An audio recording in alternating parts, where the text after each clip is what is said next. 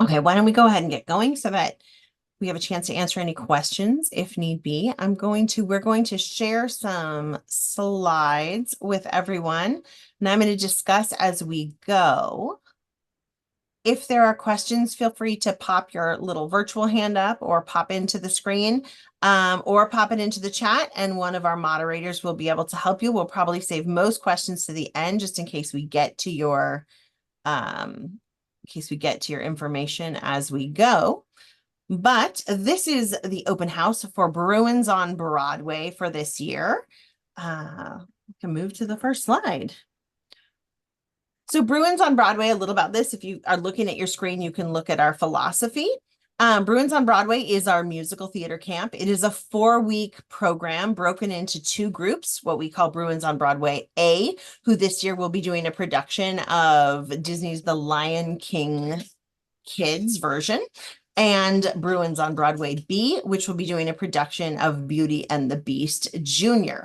Both of those productions happen on campus at the Little Theater at McGowan Hall for their final performances, although most of the rehearsals for the camp happen within the John Wooden Center on the center of campus. So there we go. Caregiver expectations that we have for everyone participating in our camps. First of all, we ask that everyone in our Bruin community be respectful. We ask that you be aware of and comply with any of our camp policies and behavior expectations. You can find those in our parent guide, which was sent to you last week. If you did not receive that for any reason, you can go ahead and you can either pop your information into the chat, or you can wait and we can answer questions at the end. Our moderator can help, but you can also call our camp office at any time. Our phone number is 310-206-4000, or you can send us an email and we can make sure that you are accurately receiving any and all communications from us. We ask that you, to our next bullet point, that you read all of our camp communication, including emails, text messages, paper notices. We don't send out that many paper notices, and we certainly don't send them out until the summer when they might be going home in your camper's backpack. But otherwise, text messaging and email, we do try not to spam you. We do try to limit it to emails that are relevant to your child's program and programming. So we ask that you opt into text and email messages, or that you don't opt out of them as you're signing into things. And we do promise that we are very judicious with how we're doing that. Those are really not going to be marketing emails. They're going to be limited to information specific to your child's camp experience. We also ask that you complete any of the required forms. Most of you, if you have not already completed them, should be getting about a weekly reminder from our Camp Doc Health Profile system, letting you know about what is missing or needed from your child's camper profile that will need to be completed before their first day of camp. So please do be aware. Again, if you have questions, you can call our office or you can email us, and we're more than happy to help walk you through that process. And then that you're able to support your camper by providing any required items that we ask for you to send them with. We do not provide food within our program other than for limited programmatic purposes. So you will be providing for your camper on a daily basis a lunch, a snack, preferably 2, one for the AM and one for the PM, as Bruins on Broadway is a full day program and the kids will get hungry singing and dancing and doing all sorts of fun things. And a water bottle. We have refillable water stations all throughout the campus and throughout the facility that they are in. So any kind of reusable water bottle is extremely welcome. And then sunscreen. While this is mostly an indoor camp, the kids will be going outdoors periodically for outdoor breaks to play some activities, games outside. And generally, Bob has 1 or 2 swimming times throughout their whole experience that we put in just to give them a little bit of a bonus treat in the summer. If your camper or your family has a need that could require additional support of our staff, we would like you to work proactively with us to help us create a plan that will help to facilitate their success in our programs. And then caregivers, our last sort of expectation is that caregivers do not reach out to one another or the camp families regarding concerns or any behavior or camper interactions, but that you work through the camp office so that we can help to create solutions that work for all families and protect all families' privacy. All right, next slide. So our program schedule, again, Bob's an all-day schedule. So curbside drop-off, which will happen in lot 7, we'll show a slide diagram of that in 1 second, is between 8:30 and 9 a.m. We do have to, camps are kind of stacked up right on behind one another on campus. So we do have to honor that 8:30 to 9 a.m. drop-off period. It is an absolutely curbside experience. We'll go through that in 1 second.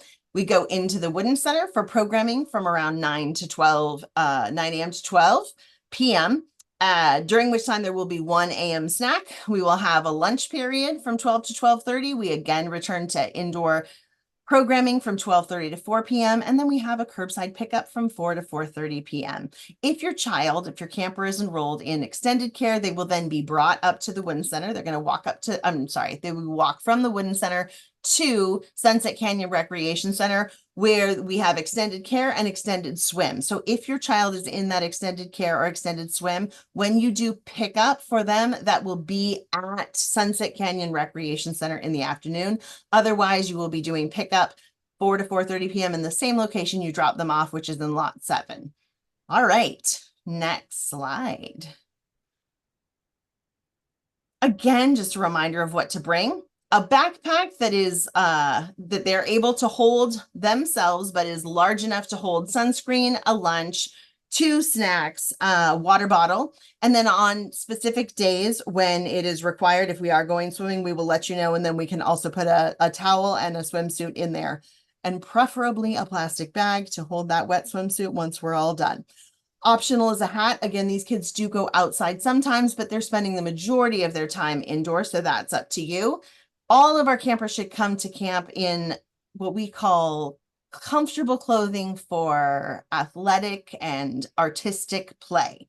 So things that you don't mind, we do use washable paints and things like that, but kids do a lot of art projects and they do a lot of sweating as they're singing, dancing, and running around. So things that you feel comfortable with them being able to get dirty and they feel comfortable with being able to play, sing, and dance in. It helps us if you put a base layer of sunscreen on them in the morning, just so that if they are outside during curbside or if they go outside, we do sunscreen breaks throughout the day, but it does help if they come with a morning layer already on. Please do label items with the first and last name. If you're not comfortable with the whole first and last name, first initial and last name is helpful. That way we can reunite things if kids leave them in different locations. We are all parents on the camp director team, and we definitely understand what that is like to be looking for lost items. Next. All right, when you do your drop off and your pickup, we're going to ask that you have your camper exit on the passenger side of your vehicle. It helps us if your camper's backpack is with them inside the vehicle. The camp staff will help facilitate that. They open doors, get them out, greet them, can talk to you very briefly. So if you do have questions or need to talk to any staff at length, you're going to need to park in one of the spaces and pay so that you can, and pay because parking services is generally quite aggressive in their monitoring of the lots. If it's a very quick conversation, and you are going to be there very temporarily, you might want to chance it, but that's not something we tell people to do. For pickup, we're going to do the same exact thing. We're going to come up in a curbside procedure. So we do ask that you stay in the line that our camp staff is going to help direct you to be in. You are going to write your camper's name on clearly and put it on the piece of paper that is part of your parent guide. Put it on your dashboard so that we can read it from afar. That way we can call radio up to where the kids are and have that helps us to make that process a little bit smoother and expedite getting them down. Have your camper get into the vehicle, again, with the backpack on the passenger side only. And we ask that you double check your trusted contacts portion in Camp Doc to make sure that they're up to date with a photograph before camp begins. The trusted contacts portion does not auto-populate with folks who signed up for the camp program. So you will need to enroll in the trusted contacts portion of Camp Docs, every single individual, whether that is a caregiver, parent, whether that is a nanny or friend that you're doing carpool with, grandparent, whatever your pickup arrangement could be, that person is going to need to be in trusted contacts with a photo so that we know that they are safe to give the child to. All right, next slide. For late arrivals and early pickups at the John Wooden Center, if you need to do that, what we're going to ask that you do is park in the structure. You're going to walk up to the John Wooden Center. You will reach the front desk. So it does help us if you phone our camp office in advance and let us know. Outside of the facility, we can just make that process a little bit more streamlined for you. If you know that you're going to be doing any kind of early pickup, or it's more on the early pickup side, but late drop off, it does help us if you let us know at least 24 hours in advance. That way we can make sure that your child is appropriately sort of pulled out of or cleaned up from any kind of activity. If we don't get that notice, there just may be some additional transition time if they are at a different part of the facility, if they're working on a different project. So it helps us to kind of transition them, wind them down, and get them ready for your pickup if we are aware that that is going to be happening. Great, next slide. So again, the regular curbside for Bruins on Broadway, which will be known to you as Bob for a lot of the summer, and your camper as Bob, is 8:30 to 9 a.m. And then the pickup time 4 to 4:30 p.m. That is going to be in the lot 7 near the stairs. Again, we're about to get to a picture to show you how that works, near the John Wooden Center. If you have a late arrival or an early pickup, you're going to go into the John Wooden Center, and extended care, extended swim, going to be in the SCRC turnaround. That will be from 5:30 to 6 p.m. Next slide. So here is a diagram. Again, this is in the parent guide that you should have gotten. If you did not receive it, please let us know. Area 3 designated on the screen is parking lot 7. So you can enter from 2 locations. You can enter from a variety of locations, but the most convenient to the campus are either coming in off of Deneve Drive, off of Sunset Canyon Recreation Center, off of Sunset Boulevard, or as you follow the cursor along, coming in off of Westwood Boulevard right here. There it is, where the cursor is, Westwood, onto Deneve Drive, onto Charles E. Young. So you are going to drive up. There is a small turnaround. She's going to put the cursor on that here in just 1 second. There it is. There's a small, it's a switchback that brings you down into parking lot 7. Parking lot 7 is an underground parking lot. When you come in, there will be signs which will designate you where to go, but essentially you're going to go all the way down. If you follow the cursor, the length of the parking lot, there will be signs. And at the very top of the parking, structure, by a set of big stairs, so you will be able to see sunlight, you will see the walking exit from the parking structure up to the campus above it. You are going to pull right along the front of those stairs, and curbside will be right there for you. Then you will be able to go right back out the way you came. So that is where we will be doing both curbside drop off and curbside pickup. Again, staff will help to direct you, but we are just going to form an orderly single file line, pull up, get your child out of the car, move you forward, and move them into camp. And hopefully by day 2 or 3, number 1 is always a little bit confusing for everybody. It will be a very, very quick and efficient process and streamlined for everybody. All right, next slide. All right. So our camp communication information, again, that is listed in that parent guide that was given to you. Our phone number for any kind of inquiries is going to be the 310-206-4000. We also have our email, youthcamps@recreation.ucla.edu. Again, don't need to write this down. This is all listed out for you in your parent guide. And we ask again that you opt into emails or text messaging, both preferably through Constant Contact and through Camp Docs, so that we are able to communicate with you on a daily basis if we need to. Again, we do reserve those for important updates and information related to camp, so it really does behoove families to sign up for those communications. I think that may be the last slide. Oh, there's maybe one more. All right, and now we can take general questions if you have them. I can start off, if this helps us in any way, by saying that while we are working towards, in Bruins on Broadway specifically, a large-scale musical theater production, which again, you will get more information, specific information about this, will be held at the McGowan Little Theater on campus within the UCLA Theater Department.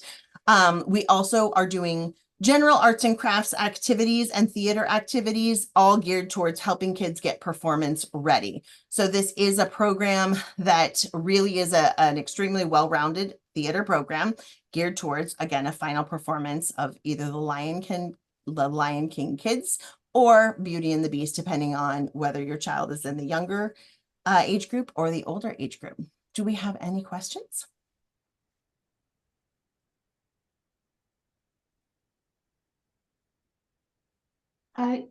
Yes, I actually had a question. Sure.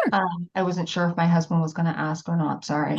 Um, um, we wanted to know if there was a contact name outside of the camp name that we can have in case we needed to call the camp or speak to somebody.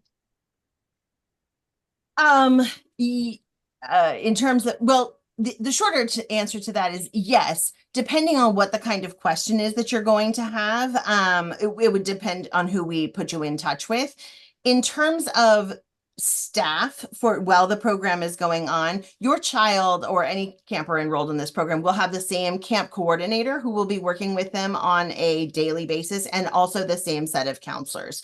So if you had a daily need come up during the camp program or anything that came up that you needed to ask a question of, you would be in contact with your child's camp coordinator. And oh, go ahead. And will we be given that person's real name, not just their camp name as parents? Yes. So any of our staff you can ask for their real name at any point. We do ask, the camp names are really just to maintain a fun camp culture, something that's a little different from school for the kids, but any parent can have any of our staff's real name at any given point so that you can communicate with them using that. We do ask that you try and protect that in front of the children. Again, I think as you ask your camper, you will see that it does become sort of a fun thing that the kids really do like to participate in, but certainly that's available for parents. Yeah, I appreciate that. And I completely understand. I think, last year, some of the camp counselors told my daughter their real name, but, I think it's fun and great. I just, from a parent safety Right. perspective, would like to know, like, Twix's real name in case something were to happen. Yes. So if we are provided with that, that would make me feel really good. And I know there are other parents who aren't on this call who really would appreciate that as well. Yeah, absolutely. That's always available. Okay. And then I had a second question regarding COVID. I know that last year there was an outbreak following the performance, and I didn't know if there were any COVID protocols now that the numbers are going up for this year, or if any um any watch outs or anything for So again.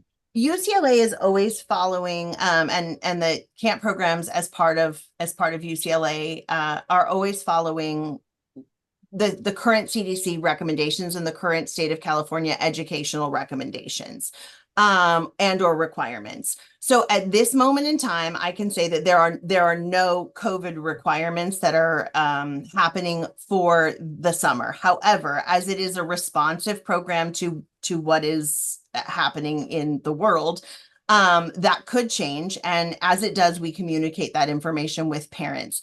Right now, there's no required indoor masking. If children are feeling sick or if they're displaying signs of if they're displaying signs of illness, we ask that they stay away from camp. But if they have had an illness or if they are feeling ill in any way, shape, or form, we encourage them to mask, especially in a situation where they are in close proximity and breathing and singing with one another. Um, Again, this is not in place right now, but generally, if the campus is in a space where they are responding to increased COVID activity, one of the things that does happen in the performance spaces is that's the first space that testing is reinstated in. And anytime that testing is reinstated as a requirement for a program, which in performance spaces, sometimes that does happen, then tests are provided to your family and you are asked to take them in order to make sure that the campus population is safe. And then you follow whatever guidelines are laid out at that time. Again, because nothing is in place at this moment, I can't tell you specifically what they are, but generally they include some form of a quarantine period and then a retest for reentry. Okay, thank you. No problem. Any other questions?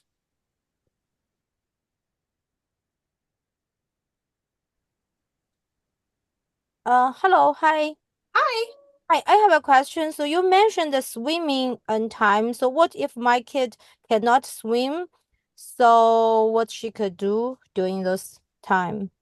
During that time, so we will be communicating if and when they do go up to the pool for an afternoon. During that time, as with any of our programs, we do provide on deck activities for them and on deck supervision that is right there by the pool. So there's games and activities, art projects. Usually there's a counselor or two, depending on how many are not participating in the swimming, who stay out and engage with them on the deck at that time. The other thing I will say, and this doesn't change their swimming ability or their comfort level, but it is the pool that they do swim in when they do is the family pool, which is it's the entry point at that is 2 feet. And the maximum depth of that pool is 4 feet. And we do not let kids go past the 3-foot stop section unless they pass a swim test. So it is in the shallow depth pool. It's not in any of the deep pools. If they want to be in the diving well portion, which is a separate part, it's a separate part of that pool, they actually have to pass another deep water swim test before we allow them to do that. Okay, thank you very much. No problem. Any other questions?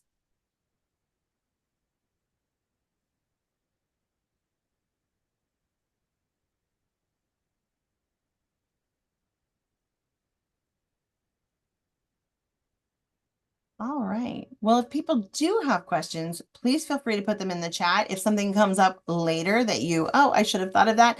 Absolutely. Or I wish I thought of that in the moment. Please feel free to give us an email, give us a call, and we are more than happy to speak with you.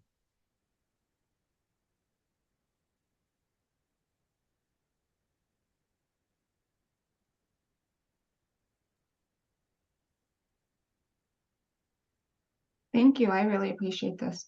No problem. No problem. All right. Well, if anyone does have any questions, we're going to be staying on because in a moment we'll move into the theatrics sort of portion of our presentation. But absolutely, you're welcome to stay. You're welcome to put questions in the chat. And again, you're welcome to call us at any point. My name is Tracy Lockwood. My camp name is Tink. I am the program director assigned to Bruins on Broadway and assigned to Theatrix. And I have been so for over 20 years now. I went to school for theater here at UCLA, so this is how I stay connected to it. And yes, my own kids have gone through the Bob program over the years, and we are very excited to have your campers with us again this summer. Hello, welcome. We are allowing a little bit of time for a few people to join, just in case anybody is running late. In a minute or two, we can get started, and then we can go on from there.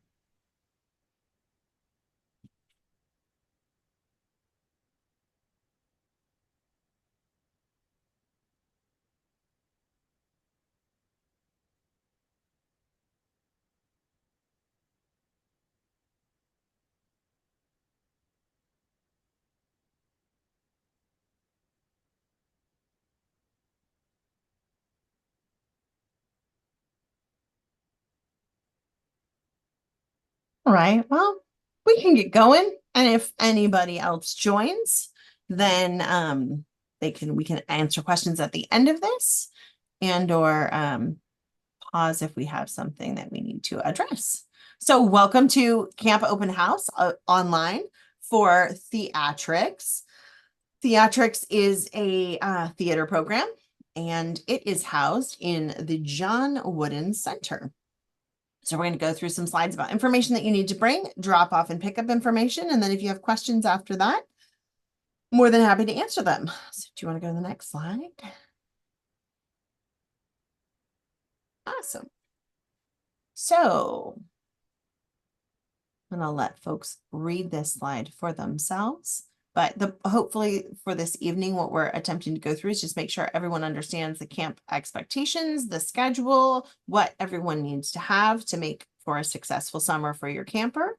And then any drop-off or pickup or logistical information that will make summer camps easier for you and your family. So, go forward. We do have a few caregiver expectations as we work through the summer. We enjoy it when caregivers are able to partner with us. That makes for the most successful summer for all of our kids. We ask that caregivers are respectful, that they are aware of and comply with any of our camp policies and behavior expectations, both that they're communicating that with their kids and partnering with us, but also that they are themselves doing that. We ask that caregivers thoroughly read any camp communication, including any emails, text messages, or paper notices. We will not be sending home that many paper notices. Any that you do get will be in your child's backpack. It's probably more like an invitation to something if we're doing something or something that needed to go out immediately. Generally, we communicate digitally through email and text. We really do encourage families to sign up for those, as we do not spam. We don't use those emails for anything really other than critical information. So it does help us if people do that. We ask that families complete all the required camp forms, including anything missing from camp docs, health profile, and trusted contacts information. If you have not already done so, you should be getting about a weekly email now reminding you that you need to do that quickly. We do have to have that done before the first day of camp programming. We ask that caregivers support campers for daily success by providing required items like lunches, snacks, water, sunscreen. There is not food provided in these programs other than very limited programmatic food. So you will need to send your camper to camp every day with a lunch, 2 snacks, as Theatrix is an all-day program and does have an AM and a PM snack opportunity, a reusable water bottle. We do have reusable water bottle filling stations all throughout our facility at the John Wooden Center, and then also outdoors at any of the facilities that your camper could go to, and then sunscreen. If your camper or your family does have a need that could require additional support, we ask that you proactively work with us on that so that our staff can create a plan that'll facilitate success for them, for you, for us within our program. Caregivers are prohibited from reaching out to other camp families regarding concerns about behavior or other camper interactions, and that is for privacy and so that we can maintain a healthy and inclusive, positive camp environment. So if you have an issue or your camper is having an issue with another family, we ask that you do work through the camp office to resolve that. All right, next slide. And welcome to Carla, I think, who just joined. Hi. If we missed it, we just started, but if there's anything that you have a question about, we can certainly revisit that at the end, or feel free to put any questions in the chat and one of our moderators can help take care of that as well. So the program schedule for Theatrix is 8 to 8:30 a.m. is our curbside drop-off period. And as camp programs do stack sort of back to back to back, those are sort of firm drop-off periods. If you're not arriving during that drop-off period, then you are going to have to park and walk your child in. We'll cover that in just a minute. Our programming for the AM, which will include, again, that AM snack, is from 8:30 a.m. to 12 p.m. We have a 12 to 12:30 lunch scheduled. Then we have 12:30 to 3 p.m. programming, which again includes a PM snack period. And then pickup for this is from 3 to 3:30 p.m. Next slide. For your camper, what we're going to ask you to bring for this program is a backpack that is small enough that they can carry it themselves, but large enough to hold anything that they're going to need for the day, which would include sunscreen, snacks for the morning and the afternoon, lunch, and a water bottle. I'll ask that we don't bring a lot of other items like trading cards, Pokemon cards, personal toys, personal electronics, anything that could get lost, stolen, broken, or could prevent them from fully participating in programming throughout the day, that those things can stay at home for after camp use. An optional thing is a hat. These kids do go outside periodically for outdoor activities and oftentimes for lunch or snack or things like that, but it is primarily an indoor camp. We still are asking that families provide a base layer of sunscreen so kids are ready to go for outdoor play and during that drop-off time outdoors. And then we will help to remind and or assist with a sunscreen application throughout the day as appropriate for their age. All right. We're also going to ask that you label all items with the first and last name. If you're not comfortable with both of those things, a first initial and a last name is great. We will try and reunite lost items with your camper. We are all parents, so we definitely understand the lost and found battle. And if you help us by labeling things, we try and help by reuniting items with owners. Next slide. All right. For drop off and pickup, we do have a curbside drop off and pickup. As I've mentioned, we are going to have your camper exit from the passenger side of the vehicle only if possible, please. If you have multiple campers, obviously that is, we work with that. But if you are dropping off one camper, it's really, really helpful to us if they are on the passenger side of the vehicle. And if you're dropping off more than one camper, that they both, or three, or however many you have, are exiting from the same side of the vehicle. Please have your camper's backpack with them inside of the vehicle. That's helpful for us. And if you have any questions for staff that are beyond sort of a quick exchange, you are going to need to pay for parking if that is required at that time, and then have a conversation with us. It's hard for us to stall the pickup or drop off lines to answer a barrage of questions and or have a full conversation. But again, counselors will be doing that curbside service. So if you have a quick thing, please feel free to say something to staff. Pickup, you're going to, in your camp, and sorry, I'm losing my words. In your parent guide, which was sent to you last week, you should have all of this information. So there should be a repeat of that information that's in there, but you also will have a template for a form that you will put on your passenger sheet. You're going to write your name, your camper's name on that, or you can use a blank sheet of paper. That's fine as well. The point is that it is legible, that has their name on it. That will help us to expedite the camper pickup process. And then again, we're going to have that child get into the vehicle with their backpack on the passenger side only. Trusted contacts do need to be updated in camp docs in order to drop off or pick up campers. And I want to take this moment to just highlight the fact that it's not the trusted camp docs, trusted camper, I'm sorry, let me try that again. Trusted contacts in camp docs do not auto-populate from those who paid for the program. So you are going to need to go in and list every person, every caregiver, whether those are parents, guardians, grandparents, carpool, nannies, friends, anything like that, who might be doing part of the pickup process for your camper. Effectively, anybody can drop off, that is fine. But for the pickup process, they are going to need to be in the camp doc in the trusted contact section with their photograph for safety reasons. Next slide. So if you do have a late arrival or an early pickup, first of all, we encourage you to work with our office and give us at least 24 hours in advance so that we can prepare the child for that pickup. By that, I mean, we can make sure that they are located in a part of the facility that is easy to get to, that they have wound down, completed an activity, and they're not right in the middle of something, which could delay the amount of time it takes us to get to you. If you're arriving after 8:30 a.m., then what we're going to need you to do is walk your child up to the front of the Wooden Center. You're going to call the camp office. Again, that just helps us facilitate. There's lots of people coming in and out of that facility for various reasons. And for the protection of our campers, we want to make sure we know who all those folks are. So you will give us a call, let us know that you're on your way, and we can help facilitate grabbing your camper and bringing them into program.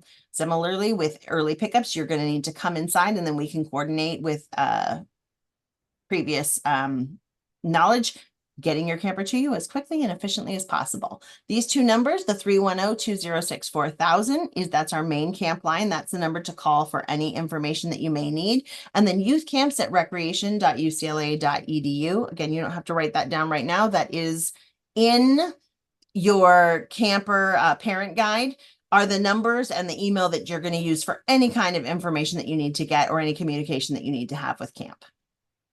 Next slide.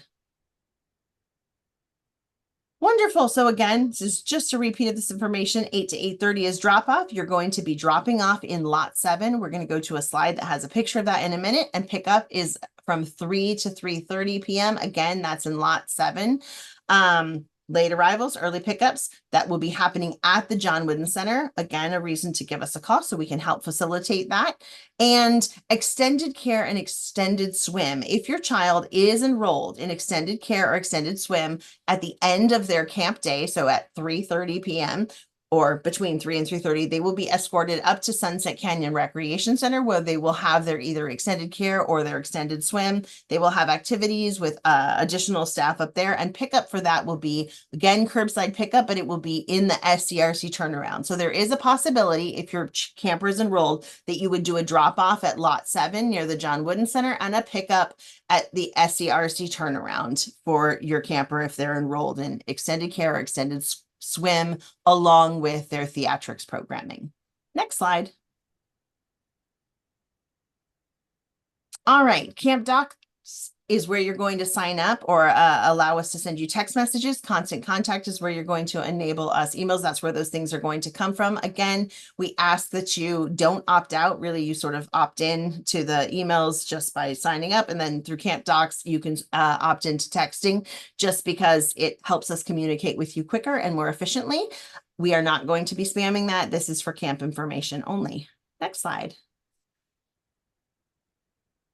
So here is the lovely illustration. Curbside pickup is located for Theatrix is located in section number 3. So I'm going to have, there we go. So you can enter the campus from Sunset Boulevard. You can enter the campus from anywhere, but the most convenient space to getting to lot 7 and near the curbside for that is off of Sunset Boulevard. You can come in either through where the cursor is now, Deneve, and come down Charles E. Young, or you can come in from Westwood, where the cursor is now, and come up Charles E. Young into parking structure 7. There's going to be, it's an underground structure, so you are going to make a turnaround to get into that structure. There's a little loop-de-loop. Then there will be signage in the structure to help guide you, but you will drive all the way to the end of the structure if you're following the cursor. And right there where that hand is where we do curbside drop off and pick up. So when you see the sunlight and the big stairs going back up, the people stairs going back up out of the structure, you are in the right place. There will be signage that will help you. You will line up your car in order at the direction of staff right along those stairs, and your camper will be escorted from your car from there. In the afternoon for pickup, it's the exact reverse process. You will line your car up, place your placard, which has your child's name on it, on your dashboard. There will be staff in the parking lot who will be helping to call your camper's name and get your camper to you. And the kids themselves are located on the field that is directly over the parking structure. So they're not sitting in a parking structure. They are up in the fresh air. They will radio when they see you, sign you out, and then they will bring your child down to you. And I don't make promises for day one because everybody is sort of learning it. But if we all sort of listen to directions, follow signage, and are orderly and respectful to the other cars, then it's a very fast moving, quick process moving on from day 2 and 3 into the rest of the summer. So we do thank you for your cooperation. Next slide. Any general questions? If you have a question, please feel free to come off. Well, actually, yes, feel free to come off mute right now and you can ask it. But during the course of the summer, you can call our camp office, 310-206-4000. Again, that's listed in the parent guide at any time for general questions. And our office is open the rest of the day. Also, you can email us at any point, and we're happy to give you feedback or answer questions then. Carmen, I see your hand is raised. Go ahead. Hi, thank you for this information. What is the process of me handing my son's EpiPen to the counselors, and is there an additional form I need to complete about the usage of that? Great question. There is an additional form that's also listed out in your parent guide. There's a medical form, a medication release form, essentially, that details out the usage, all of that fun stuff. You're going to fill out that form. Then you are going to give that to us with your EpiPen.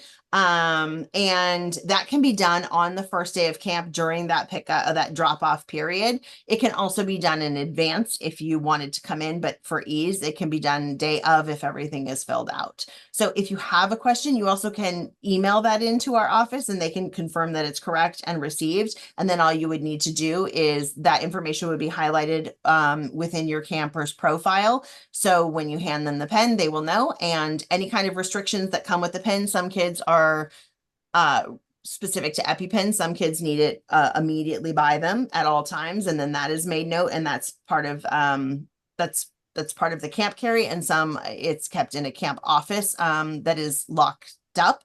It depends on the need of the child. Got it. And where do I get that form? Is that from the camp doc? Is that It- something I?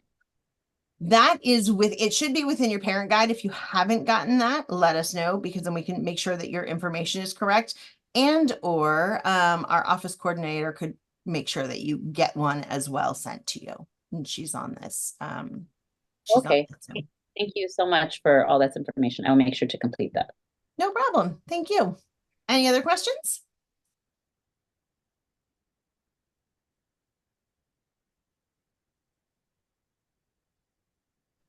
Sorry, I have a question. Hi, this is Alireza Mushavarinian. I think that I joined a little bit later. Did we discuss about lunch? Yes, we did, but I'm happy to go back over that. So lunch, we do not provide, our camp programs do not provide meals other than, or food other than pretty rare programmatic food if that's used. So you will need to send your child with a non-perishable lunch and 2 snacks daily. So they do have a morning and an afternoon snack time, and with whatever is comfortable and works for them in terms of food. The food is not, we don't have access to they don't have access to refrigeration throughout the day, and or heating, like a microwave or anything like that as part of regular routine use. So think traditional school lunch in terms of what you're packing. And if for any reason there is a need for a programmatic food to be distributed, and I mean, that might be like a popcorn or something like that, we will certainly go through any information that you've submitted for your kids regarding allergies, and or contact you if we have questions or the need to do so. If you wanted to send programmatic food for some reason, like a birthday or anything like that, that's something that we ask that you contact the camp office about first, and then we can walk you through any restrictions that we may have on that front. Does that answer the question? Yes, thank you very much. No problem. Any other questions? And I guess I'll just give a brief overview of Theatrix for those who haven't done it yet. Again, it is a theater program. It is an elementary theater program, so it's for some of our younger campers, K through 2nd. And they do not have a they're not working towards a full performance like, say, our Bruins on Broadway, which is the musical theater 4-week program. Instead, they're doing a little bit of everything. So they have projects geared towards learning things like mime, learning things like puppetry, where they will be making puppets and then executing programming in that way. They will be doing art projects and activities around Shakespeare, short skits and things like that, that either they are scripted, in which case there are counselors who can help for our campers who are either emerging readers or new readers and need assistance in that way, and things that they create themselves. So it is a full day theatrical experience and art experience for new folks to theater. Any other questions?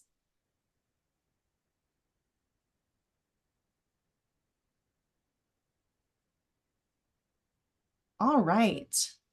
Well, if people have any questions, we are going to stay on. So if there's anything you'd like to ask us about or talk about, please feel free. If there's any question that strikes you after this, absolutely, our office is open and we're happy to answer questions and or engage more around anything that might come up. Excuse me. We're very excited for the summer. We're looking forward to seeing your kiddos, and hopefully it'll be a great time. Actually, can I interrupt you? I have another question, but again, because I think I joined a little bit late. Have you already talked about Red Cups? Because on the email it says that you're going to talk about it between 7 to 7:30. Yes. So no, we have not talked about Rec Cubs yet. What we have talked about are Theatrix and Bruins on Broadway, but Rec Cubs is coming up at 7. So in about 6 minutes, they'll start that presentation. Perfect. Thank you so much. No problem. Jamie, did you have something to say? No, I was just going to say that if you're here for Creativity Clubhouse, we still need to get through that information before 7. So we're going to jump into that very soon. Actually, my daughter is on Creativity Clubhouse as well, so that would be great if we have information for that one as well. Thank you. Okay, so a lot of the information does overlap with drop off and pickup and such. So if you are here for Theatrix, and you're ready to leave, you can do so at any time. And then I'll just go through the Creativity Clubhouse information if anyone would like to stay for that.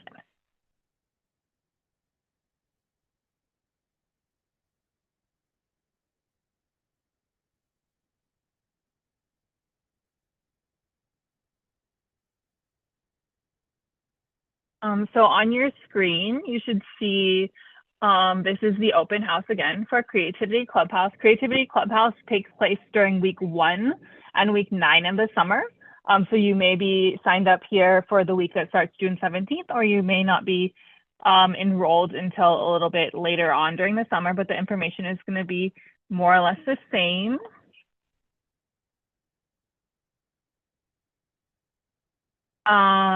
Really quickly on your screen, you can see that UCLA Recreation Youth Programs Philosophy, as well as our 3 rules of camp. We find that generally any rule that we need to discuss within our programs pretty nicely falls within these 3. And you can find more information about both of these things inside of your parent guide.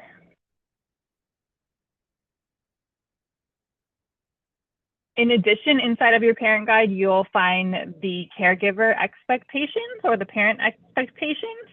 I won't read them to you, but these will be the same as what is in your parent guide. And this Zoom is also being recorded if you'd like to go back and read it further later. The program schedule for Creativity Clubhouse is 8 to 8:30 a.m. curbside drop-off, which will take place at what we call the Green Curb. It is at the top of the Sunset Canyon Recreation Center, and it is immediately across from Lot 11. The one thing to know about the Green Curb is that you do need to approach, it's a one-way street, so you would come down to Nev, you would take the loop all the way around through the dorms, and then you would come up to the Green Curb near Lot 11. You can't make that immediate right turn off of Bellagio because the street does turn into a one-way before you hit the point that our staff is located.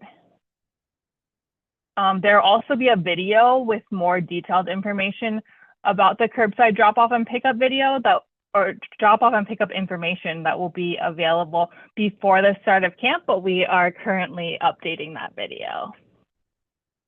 From 8:30 to 12, campers will have program thereabouts, and then they will have 30 minutes of lunch and supervised play. Again, make sure you're packing lunch as well as snacks and water for your campers. And then again, from about 12:30 to 3 p.m., they will have PM programming. In Creativity Clubhouse, campers will participate in a variety of art-based activities, science-based activities, some outdoor games that are all themed around stories that they're reading for each day. And then at the end of the day, 3 to 3:30, the curbside process will happen again at the Green Curb near Lot 11.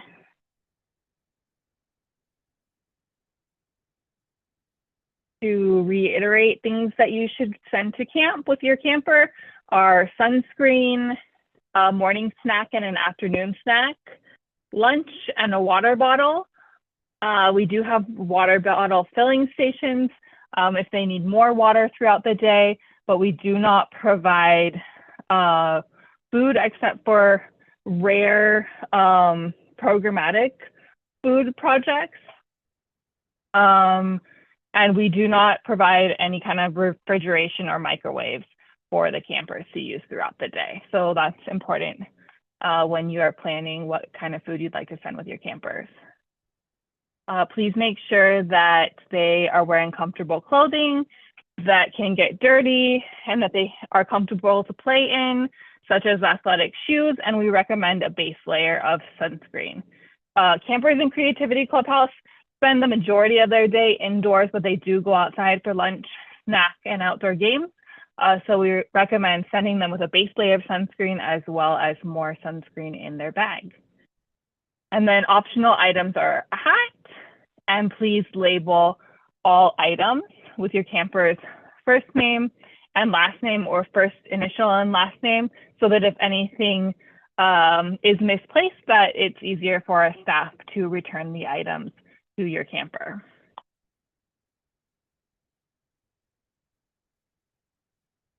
The drop-off and pickup procedure is here. We ask that campers enter and exit the vehicle from the passenger side only and have all of their belongings with them. And if you have any questions or need to have a conversation with our staff, please park in the lot and pay for parking, and we will be able to talk to you that way, so that we can keep our curbside line moving. On the pickup side, the process is very similar. One thing that we do ask is that you have either the sheet that will be at the end of your camp specific email, which will go out the week before you are signed up to be in camp with us. You can use that specific sheet, or you can use just a blank sheet of paper and write your camper's name and what camp they're in, nice and large, and that helps our staff to expedite the pickup process. Another reminder is please make sure your trusted contacts in CampDoc are updated. The policy is 5 days before the start of the camp that you are attending, and make sure that as parents or people who signed up for the program, you are also including yourself if you would like to pick up your camper. The trusted contact process is pretty simple, but you do need to go through and add the contact information as well as a photo in CampDoc, so that we are able to release campers to the appropriate adults during pickup time. For late arrivals and early pickups, parents and caregivers will not be able to enter the Sunset Canyon Recreation Center, and any late drop-offs or early pickups that you need to do, please contact the camp office at the phone number or the email that is listed there. We are unable to guarantee early pickups after 2:45 p.m. For these campers specifically, your regular pickup time is 3 o'clock.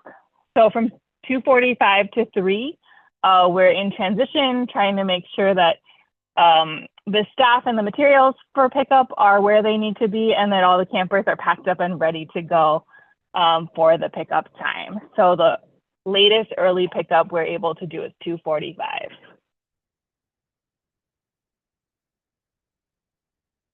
And just to reiterate, the drop-off and pickup locations for Creativity Clubhouse are curbside location number 1, which you have a map in your parent guide, which will show you exactly where it is, 8 to 8:30 a.m. for drop-off and 3 to 3:30 for pickup. And again, located across from Lot 11. If you need to do any late drop-offs or early pickups, those will take place at the front of the Sunset Canyon Recreation Center, where we call the SCRC turnaround. There's a big tree and a turnaround, and that's where we will meet you with your camper. If your camper is enrolled in extended care or extended swim, the pickup time is 5:30 to 6 p.m. And again, the pickup location is the SCRC turnaround. And most of our camp communication will take place either via email. So if you receive the email letting you know that the open house was tonight, that's good. That means that you are enrolled in our email system. Please do not unsubscribe from those emails or any emails from UCLA Recreation. That will prevent you from receiving emails from us. And also in the CampDoc system, there is a place where you need to toggle that you would like to receive text messages from our program. We highly suggest that you do that for any last minute communication that we need to send out or any reminders. We do that via CampDoc text message. So that is the conclusion of Creativity Clubhouse. I think we are a little bit behind schedule, so we're going to be jumping into the Rec Cubs presentation here very shortly. But if there are any specific questions to Creativity Clubhouse, I'd be happy to answer those now.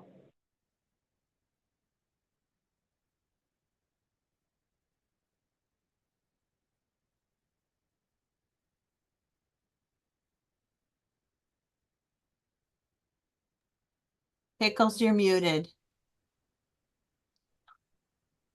Okay, hi, sorry everyone. My name is Pickles and I'm one of the coordinators here at UCLA Recreation Center. So this is an open house for Rec Cubs. So we do have a program philosophy, which I'll be reading, and it states we're committed to providing high quality recreational experiences that benefit the campus community in a manner which is fully supportive and contributed to the health, wellness, development, and education of all our participants and their families, regardless of physical or cognitive ability, sexual orientation, gender identification, race, or religion. It is essential that all members of our community are aware that they are choosing to participate in an organization that holds this value and understands that our participants' expectations of campers and their families is reflective of this philosophy. So we have the 3 R's under the camp rules, which is respect yourself, respect others, and respect the environment. And this also goes for our staff as well. So we do have caregiver expectations. The first one is be respectful. The next one, be aware of and comply with all camp policies and behavior expectations. Thoroughly read all camp communications, including email, text messages, paper notices, etc. Complete all required camp forms, including the Camp Doc health profile and trusted contacts in a timely manner. Support your campers for daily success by providing required items for programs, including lunch, snack, water, and sunscreen. If your camper or family has a need that could require additional support, we expect you to proactively work with our staff to create a plan that will facilitate the success within our programs. And parent and caregivers are prohibited from reaching out to other camp families regarding concerns about behavior or other camper interactions. So this is a program schedule for Cubs. So drop-off is from 8 to 8:30. Then we have our AM programming from 8:30 to 12, and they have their lunch from 12 to 12:30. The PM programming starts from 12:30 to 2. Then they have a snack, outdoor play, and debrief from 2 to 3. And then they get picked up from 3 to 3:30. There's also there's also Learn to Swim in this programming as well. So some things to bring would be a backpack that's large enough to hold sunscreen. Snacks, they do have 2 snacks, which are in the morning and the afternoon, a lunch, and a water bottle. Some optional items are a hat, swimsuit, and towel. They do water play on Thursdays. If they are in Learn to Swim, they will need to bring a swimsuit and towel Monday through Thursday. And then please label all their items with their first and last name. Okay.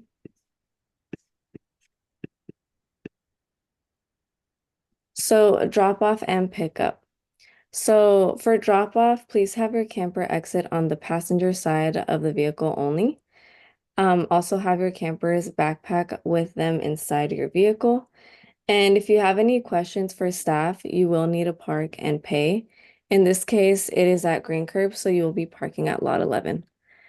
For pickup, please have your camper's name and camp written on the plaque from the session email or a blank sheet of paper on your dashboard to help expedite the sign-out process.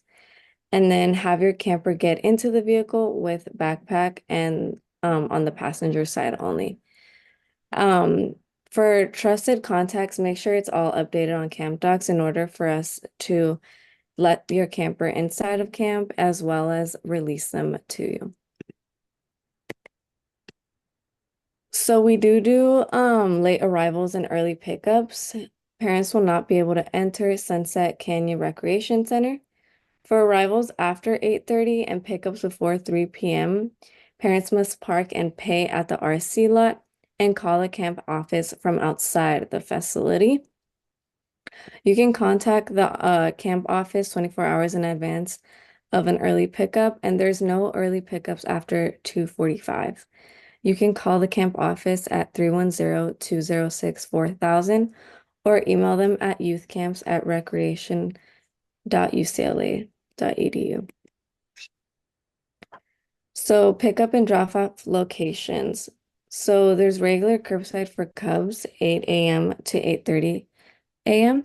And then pickup is at 3 to 3:30 p.m. at the green curb, which is right across lot 11. For late arrivals and early pickups, it is at the SCRC turnaround. And if they do extended care or extended swim, their pickup is from 5:30 to 6 at the turnaround as well. So we do dress up days every Friday. Our first one is on June 21st, and the theme is blue and gold. The next one is June 28th, which is pajama day. July 3rd, which is silly socks. July 12th, which is cartoon characters. July 19th, which is tie-dye. July 26th, superheroes. August 2nd, under the sea. August 9th, Camp Olympics. August 16th, which is neon. And lastly, August 23rd is favorite animal. So our camp communication is on Camp Docs. So please make sure you are checking that. And there's also going to be constant emails being sent as well. So if you have any general questions, please call the camp office again at 310-206-4000. And we are holding individual questions until 8 p.m. today. Is there any other questions that anyone wants to ask regarding Rec Cubs?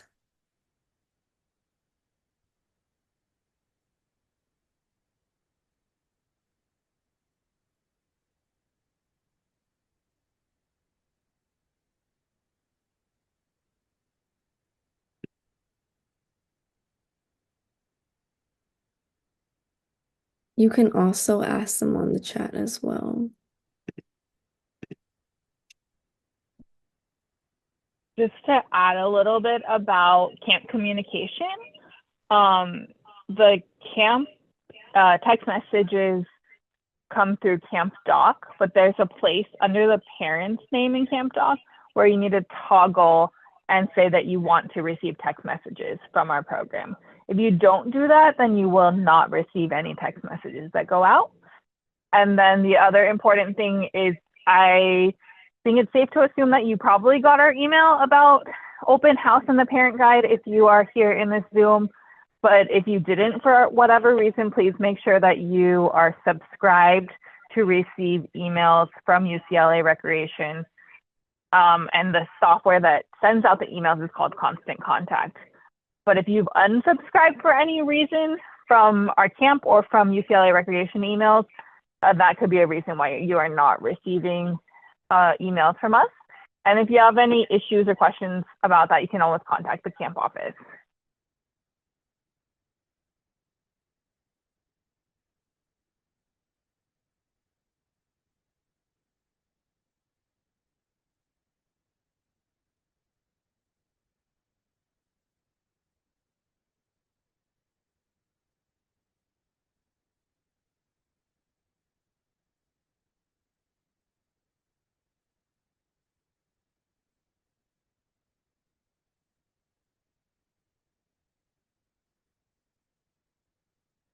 And if there are no questions about Rec Cubs, you're welcome to hop off of the Zoom at any time.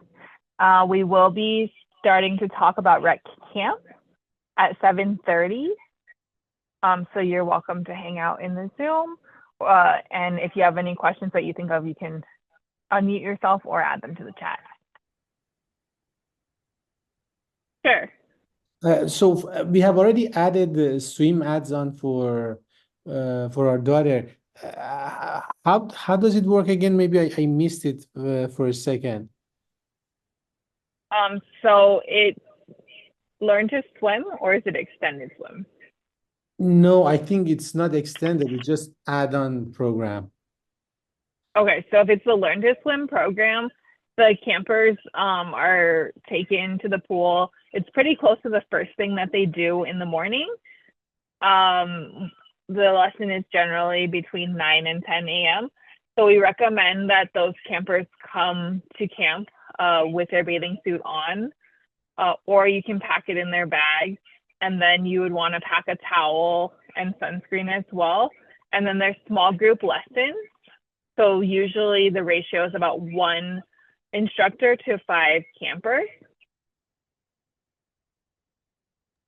Got it. And Thank again, you. those lessons take place in the shallow part of our pool. So it's about 2.5 feet deep. And after the lesson is over, the camper is going to go back to the normal program schedule of the day. Yes. And generally, it's about half of the campers that are in Learn to Swim, and half of the campers are not enrolled in Learn to Swim. So the other half of the group has like other games or activities that they're doing in that time as well. Okay, got it. Thank you so much.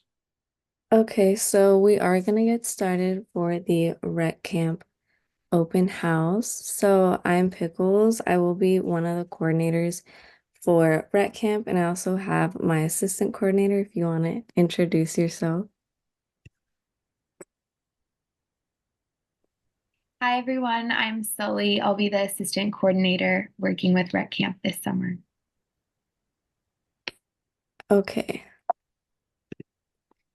So we're going to start off with the UCLA Recreation Youth Programs philosophy.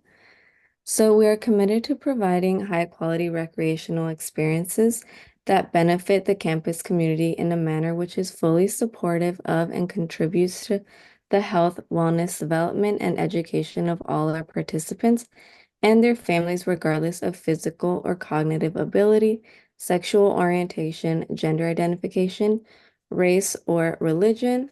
It is essential that all members of our community are aware that they are choosing to participate in an organization that holds this value and understand that our participant expectations of campers and their families is reflective of this philosophy. We do have the 3 R's under camp rules, which is respect yourself, respect others, and respect the environment. And this also goes for our staff as well. So we do have some expectations for the caregivers. Be respectful, be aware of and comply with all camp policies and behavior expectations. Thoroughly read all camp communication, including emails, text messages, paper notices. Complete all required camp forms, including the Camp Doc health profile and trusted contacts in a timely manner. Support your campers for daily success by providing required items for programs, including lunch, snack, water, sunscreen. If your camper or family has a need that could require additional support, we expect you to proactively work with our staff to create a plan that will facilitate success within our programs. Caregivers are prohibited from reaching out to other camp families regarding concerns about behavior or other camp interactions. So this is a program schedule. So drop-off is from 8:30 to 9. And then we have AM programming, which is from 9 to 12. Their lunch is at 12 to 12:30. And PM programming starts 12:30 to 4:30. And then curbside pickup from 4:30 to 5. We do accept friend requests, which will be via the Google Doc form 1 week before your scheduled program for a sibling, family, and friends. The link for group requests was in the confirmation email and will be in the session email as well. So some things to bring would be a backpack that is large enough to hold sunscreen, snacks for both morning and afternoon. They do have 2 snacks. a sufficient lunch, a water bottle, and a swimsuit and towel. Please make sure you send your camper wearing comfortable clothing that can get dirty, athletic shoes, and a base layer of sunscreen. Some optional items would be hat, goggles, and a rash guard. And please label all their items with their first and last name. So drop off and pick up, please have your campers exit on the passenger side of the vehicle only. Have your camper's backpack with them inside your vehicle. If you do have any questions for staff or coordinators, you will have to park and pay. The location for the curbside would be right across from lot 11. So you will have to park there. Pick up, have your camper's name and camp written on the plaque from the session email or a blank sheet of paper on your dashboard to help expedite the sign-out process. Have your camper get into the vehicle with backpack passenger side only. And please make sure the trusted contacts is updated in camp docs in order for them to be able to be dropped off at camp and be released as well. So for late arrivals and pickups, parents will not be able to enter Sunset Recreation Center. For arrivals after 9 a.m. and pickups before 4:30, parents must park and pay at the RC lot and call the camp office from outside the facility. You may contact the camp office 24 hours in advance of an early pickup at 310-206-4000, or you can email them at youthcamps@recreation.ucla.edu. And we also may not be able to accommodate an early pickup after 2:45. So they will also affect campers' ability to participate in swim because there is 2 swim sessions, one after lunch and one later on in the day as well. So the drop-off and pickup locations would be from 8:30 to 9 a.m. and 4:30 to 5 p.m. at Green Curb, right across from Lot 11. Late arrivals and early pickups will be at the SCRC turnaround. And extended swim and extended care will be from 5:30 to 6 and will be around at the turnaround. We do have dress up days every Friday, and our first one is on June 21st, which is blue and gold. The next one is June 28th, which is pajama day. July 3rd, which is silly socks. July 12th, which is cartoon characters. July 19th, which is tie-dye. July 26th, superheroes. August 2nd, Under the Sea. August 9th, Camp Olympics. August 16th, Neon. And August 23rd, which is favorite animal. So we do our camp communication through Camp Doc text and constant contact emails as well. So please make sure you are checking that daily. Any general questions, you may call the camp office at 310-206-4000, and individual questions will be answered until 8 p.m. today. And that is it for Rec Camp. If anyone has any questions, you may unmute yourself or you can ask through the chat as well.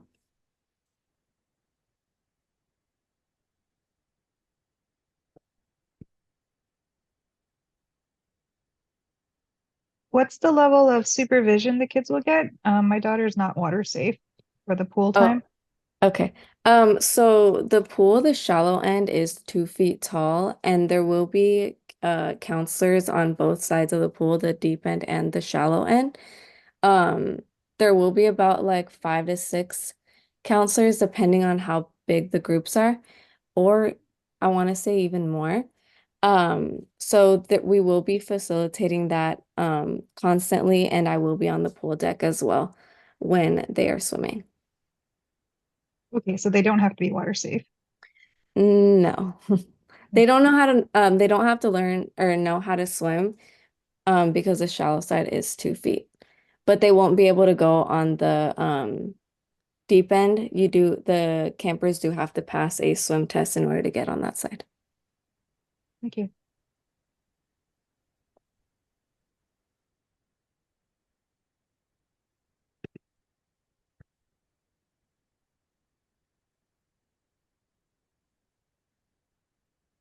Yes, Chris, we do walk-ups. We do prioritize the oncoming traffic though, so you may have to wait a little bit.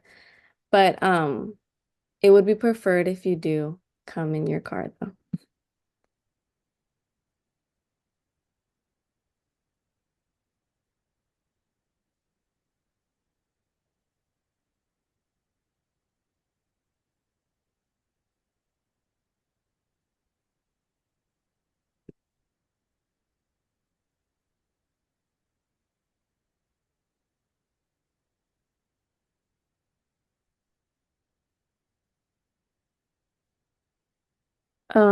Sonia, what are the activities outside of swim that happen AM and PM? So we do have rotations. So there is art where the kids will be doing arts and crafts. There is a science rotation, which has to do with science-based projects. So little making slime, lemon volcanoes, things like that. They do have field games, which is kind of like an outdoor play where they get to do like kickball or wiffle ball, um, more active activities. And then there's outdoor, which is facilitated by the counselors, which they'll be playing games, which can be active or sit down games as well.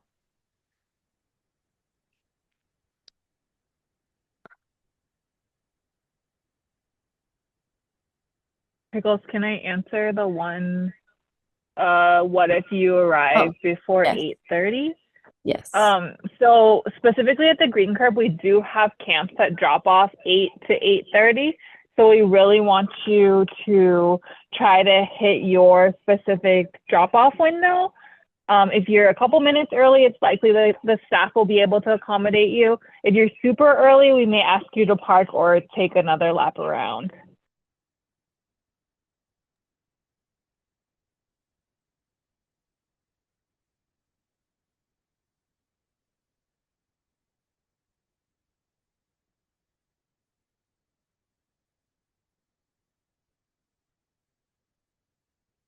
Again, if you don't have any questions, you're welcome to leave the Zoom at any time. Or if you have any like individual questions, you're welcome to call the camp office.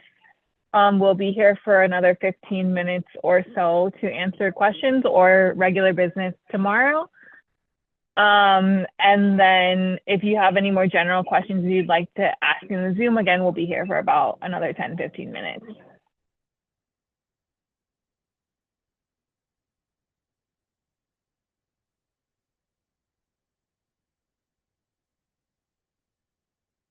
Yes, the groups are divided depending on age.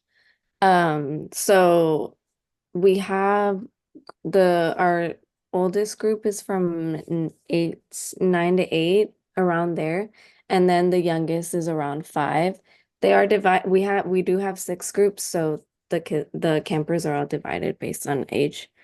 Um, are water shoes for the pool? Yes, water shoes for the pool are allowed.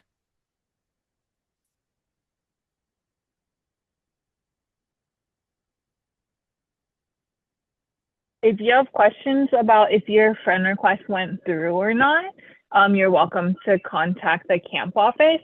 We are over a week ahead of when programs start though, so we may not be able to confirm those until next week. You are Elizabeth, you are able to sign up for extended care. I would email camp registration if you want to add that.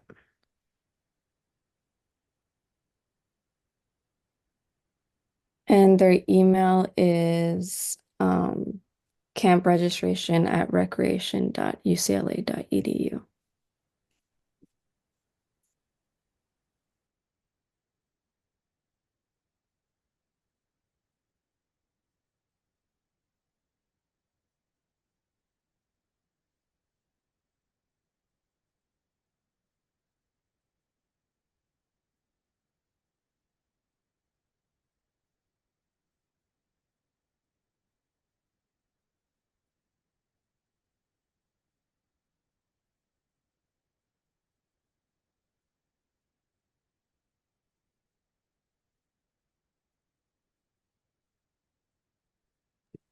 You can have them come to camp with their swimsuits on. They do have time, they do get a period of time to change as well. So whatever they're most comfortable with. It does get hot though, so a swimsuit under may be a little uncomfortable, but if they're comfortable with that, then yes, that's fine.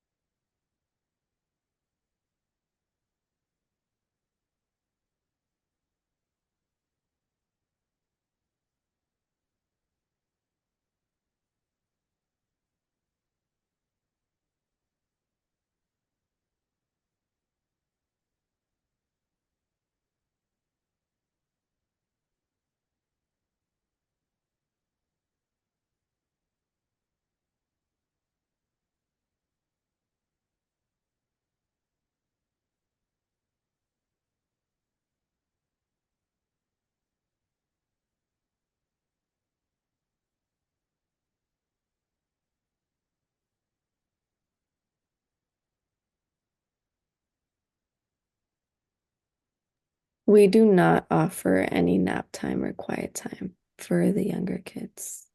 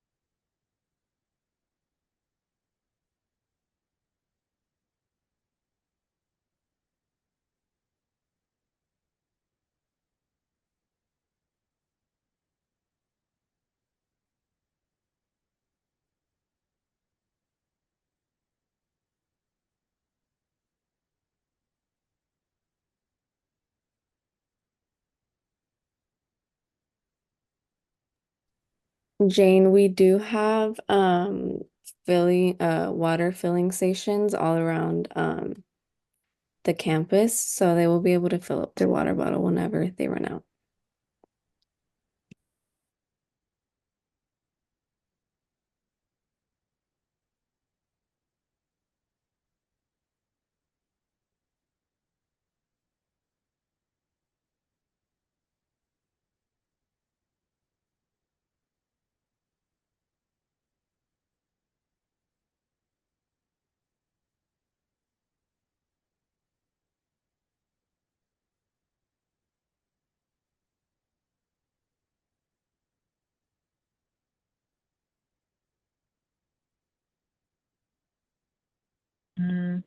I can answer the photo question. So we don't do like any individual updates with photos or just automatically. But there is a weekly session video that would contain some photos from the week, as well as if the kids do any like songs or skits during that week, and that can be found on our YouTube channel.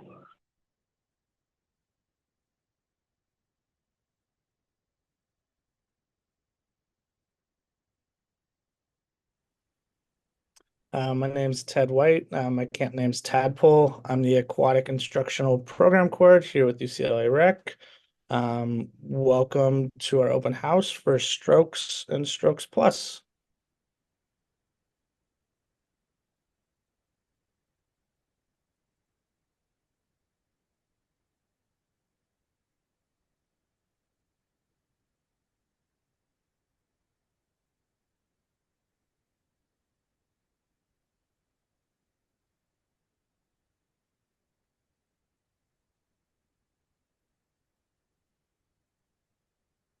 Perfect. So our UCLA Recreation Youth Programs philosophy here at camp, we are committed to providing high quality recreational experiences that benefit the campus community in a manner which is fully supportive of and contributes to the health, wellness, development, and education of all of our participants and their families, regardless of physical or cognitive ability, sexual orientation, gender identification, race, or religion. It is essential that all members of our community are aware that they are choosing to participate in an organization that holds this value and understand that our participant expectations of campers and their families is reflective, of this philosophy.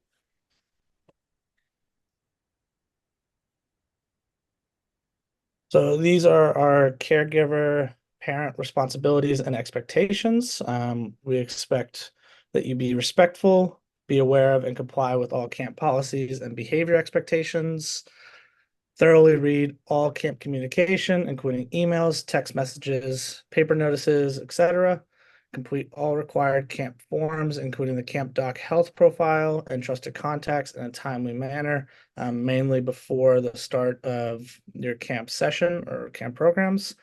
Support your camper for daily success by providing required items for programs, including lunch, snack, water, sunscreen, and other what to bring checklist items.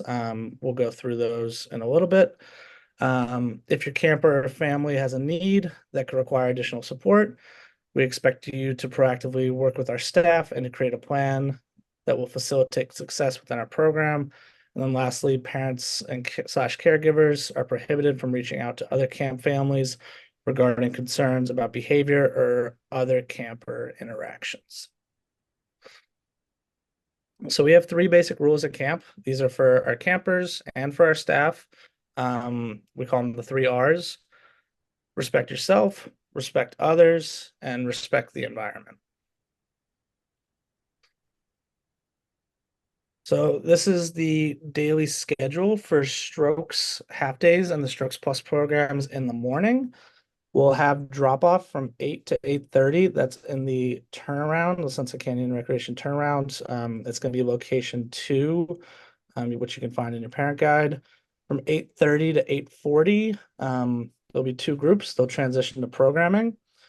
If they are going to be at tennis first, they'll start their tennis lesson from 8:40 to 9:40. And if they're going to the pool, they're going to have 10 minutes to change before their swim lesson begins at 8:50. Please note that if you have a Strokes half-day camper, they will be at the pool first. That will be their first activity of the day. That is so they will finish at tennis, which is closer to the turnaround for pickup.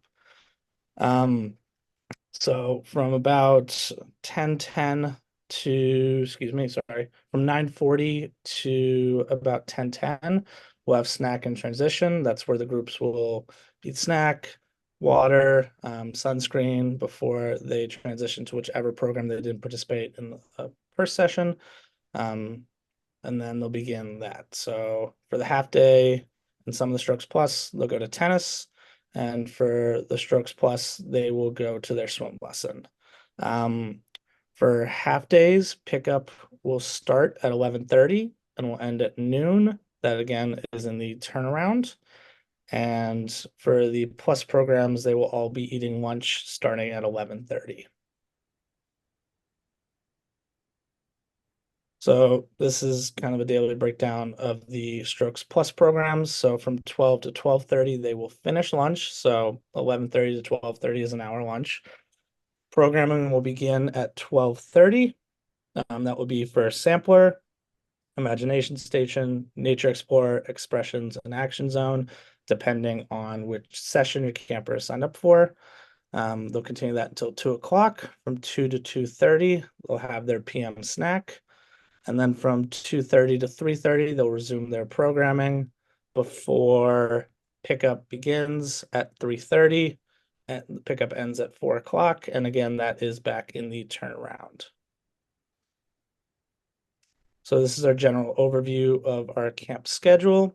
So Strokes half day runs all of our sessions. So week 2, week 3 and 4, 5, 6, 7, 8. Please note for if you signed up for weeks 3 and 4, there will be no camp Thursday, July 4th and Friday, July 5th. That affects week 3. So week 3 is only a 3-day week. Stroke Sampler is the plus program for week 2, the 1-week session. Expressions and Nature Explorer are the 2 plus programs that run week 3 and 4. Nature Explorer and Imagination Station both run 5 and 6. And then it's Imagination Station and Action Zone, which runs weeks 7 and 8. So what do your campers need to bring to camp? So these 2 lists are basically the same with a few differences. We recommend they bring a comfortable backpack that can fit all of their belongings, a water bottle. We will have filling stations for them. Please, no glassware. They will be around the pool. We do not want any broken glass around the pool. Sunscreen. For a half-day camper, they only need to bring an AM snack, so 1 snack. If they are in a plus program, we recommend that they bring 2 snacks, 1 for AM, 1 for PM. Swim clothes, whatever they're comfortable wearing in the pool. Goggles and a towel. Also, again, we won't be able to provide any of those for the camper. For PM, please bring a lunch as well. Both groups need a change of clothes that they are comfortable playing tennis in. That includes shoes that they are comfortable playing tennis in. So no open-toed shoes, and we recommend shoes with either laces or Velcro, so no slides. We will have tennis rackets. We recommend that your camper brings a tennis racket. We have limited supply, and depending on sizing, we might not have the proper size tennis racket for your camper. We will also have sunscreen here at the camp, but we do recommend that your camper bring them as well, particularly if they have any specific needs for what their sunscreen can provide. We also recommend that you label all possible belongings with either your camper's initials or their name. That way nothing becomes lost. So drop off and pickup. We discussed the times a little bit earlier. Make sure whoever is both dropping off and picking up your campers are on the trusted contact list, which is in Camp Docs. We cannot accept a drop off from someone who is not in the trusted contact list, and we can also not accept a pickup from someone who's not in the trusted contact list. Please stay in your car during drop off and pickup. We will have counselors who will bring your camper to and from the car. If you need to call the office during drop off or pickup because of any issue, please go into the RC lot. That's the parking structure that is right by the curbside, the turnaround. And depending on how long, you might need to pay for parking. Again, drop off for all strokes, both half day and plus, is 8 a.m. to 8:30. Half day picks up from 11:30 a.m. to noon. And then the strokes plus programs, regardless of if they're in Sampler, Imagination Station, Nature Explorer, or Action Zone, those all pick up between 3:30 p.m. and 4 p.m. Again, all those times, pickup, drop off for everyone is in the Sunset Canyon Recreation Center turnaround. For early pickups, if you need to get your camper early, you need to inform the camp office the day before, at least the day before. We can't accept early pickups that we're not aware of the day of. The latest early pickup for a half-day strokes camper is at 11 a.m. Remember, we start regular pickup for a half-day at 11:30. The latest early pickup for a camper in a Strokes Plus program is 2:45 p.m. Again, because their regular pickup starts at 3:30. Camp communication, please make sure you have opted into this for text messages, opt in on Camp Docs, and on your constant contact profile, that will be for emails. Please make sure you have done both of those before camp starts. So we do have some time here to answer any questions. If we're unable to get to them in the time we have remaining before the other camp programs start their open house, you can call the camp office and we will have that number staffed until 8 p.m. today. Again, that number is 310-206-4000. This is also the number you can call for early pickups or any general questions about camp program. So do we have any questions from anybody? I have a question. I'm sorry I it's super late. Is that okay? That's okay. All right. My camper is in the last 2 sessions of strokes, like 4. And I know that so he swims on a swim team too. I was wondering if he could do the tennis mostly. And I guess you could say no because of the organization of your camp, but could be swimming after camp as well during the 3rd session, the second to last stroke session. Is there any way that he could do tennis mostly, that one?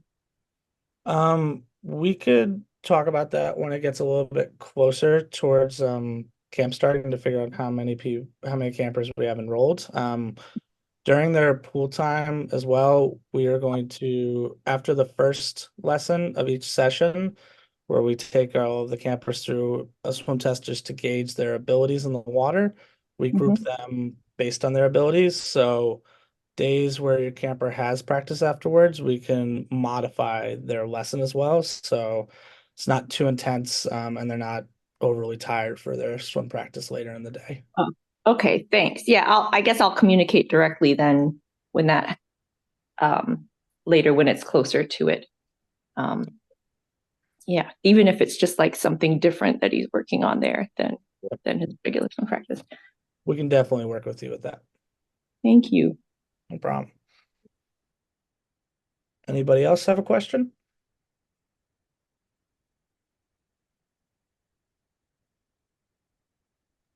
I saw a question in the Q&A. Sorry. Let's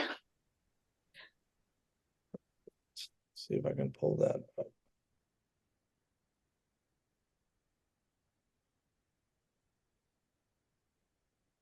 Yeah, so just in case anyone has seen that, we do not provide any food. Campers need to bring both their snacks and their lunch.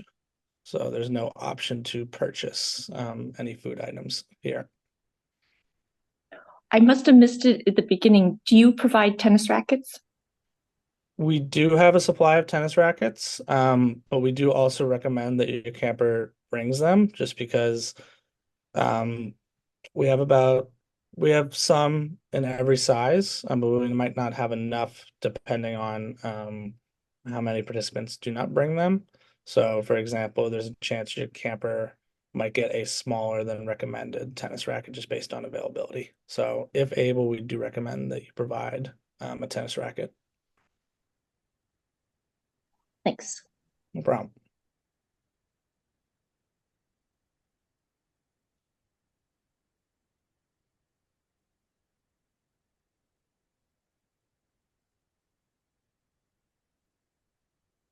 Anybody else with some camp questions?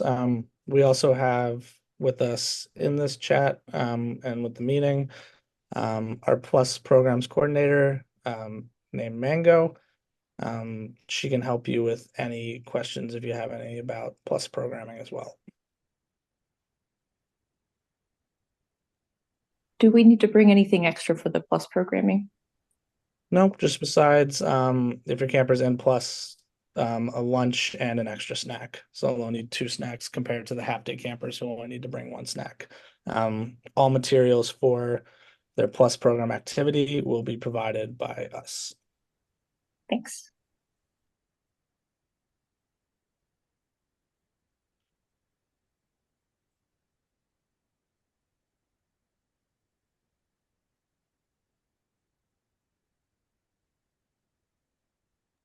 Maybe you already covered this. I'm the one with all the questions because I came after everything. But the medical medicine to be administered, like if it's just if it's not routine medicine, but it's like an inhaler that they might need, or like some allergy medication in case they have a reaction. Is there someone specific we should talk to if there's like certain instructions? Could I have like or is there going to be somebody different each day sort of in charge of that? So you'll put a note of that in your the camper's camp doc profile. If it's a medicine that needs to be administered in case of emergency or any situation, we'll make sure that it is close by to whichever activity the camper is in at any moment. Is there an option for self-carry, because he knows how to use his inhaler? Yes, but he's 8. Is that okay? I believe that is an option. The inclusion team works with that. Okay.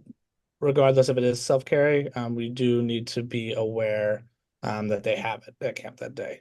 So it does need to be in your camp doc profile, or sorry, in the camper's camp doc profile.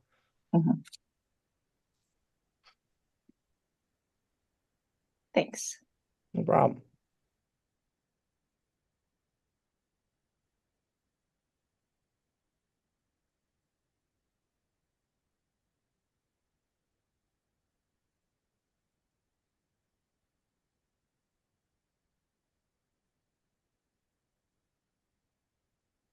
Anybody else have any questions about Strokes and Strokes Plus? Any of the programming?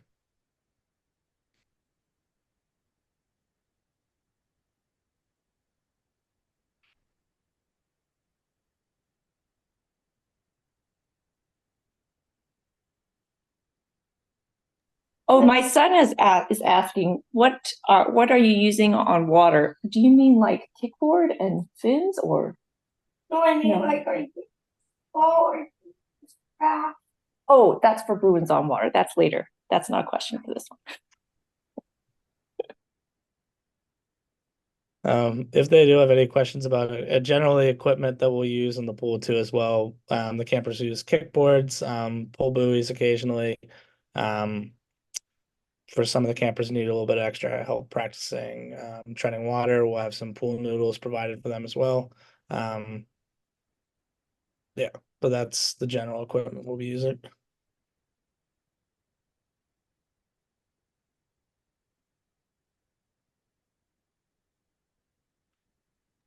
Do you work on diving? Would you work on diving? We do practice for some of the more advanced participants who are ready to go to the dive well. We do some diving practice. We don't have any starting blocks, but we will go to the dive well and they'll practice sitting, kneeling, and standing head first entry in that order based on their abilities. And that's usually more of a focus for some of the more advanced swimmer campers, just depending on how they've progressed during all the other lessons, but we will practice that. Thanks. No problem.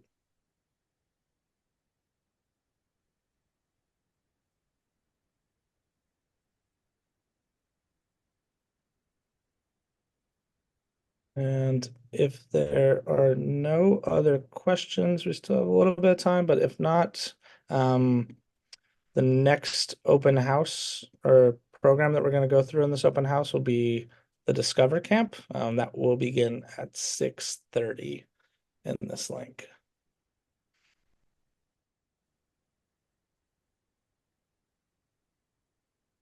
So the philosophy of our UCLA recreation programs are below, and it's that we are committed to providing high quality recreational experiences that benefit the campus community in a manner which is fully supportive of and contributes to the health, wellness, development, and education of all of our participants and their families, regardless of physical or cognitive ability, sexual orientation, gender identification, race, or religion. It is essential that all members of our community are aware that they are choosing to participate in an organization that holds this value and understand that our participant expectations of campers and their families is reflective of this philosophy. So as caregivers and guardians, we do have a few responsibilities and expectations for you guys. And these are just most of all to be respectful Be aware of and comply with all camp policies and behavior expectations. Thoroughly read all camp communication, including emails, text messages, paper notices, etc. Complete all required forms, including the camp doc health profile and the trusted contacts in a timely manner. This would be before the start of the programs. Support your camper for daily success by providing required items for programming, which includes lunch, snack, water, sunscreen, and the other what to bring checklist items, which we'll go over.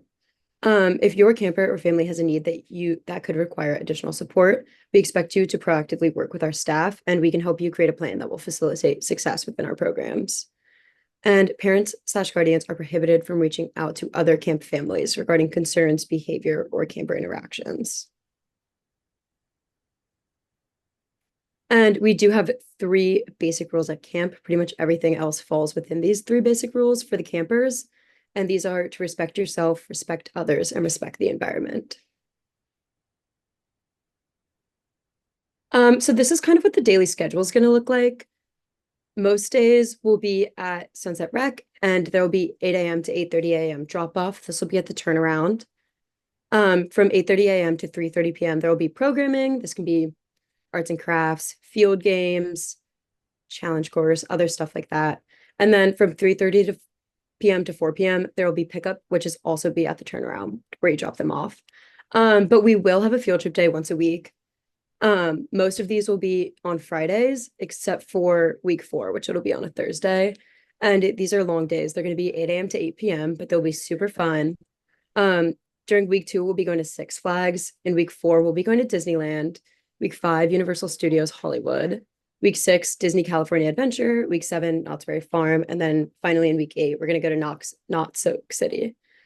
So as previously mentioned, these will be 8 a.m. to 8 p.m., but we will be texting parents via Camp Doc with our ETA. So you should definitely opt into those texts. And prior to these field trips, you'll receive an email for ride preferences so that your camper can have the most fun that they would, or that they can possibly have. And we want to make sure they feel comfortable with whatever rides they want.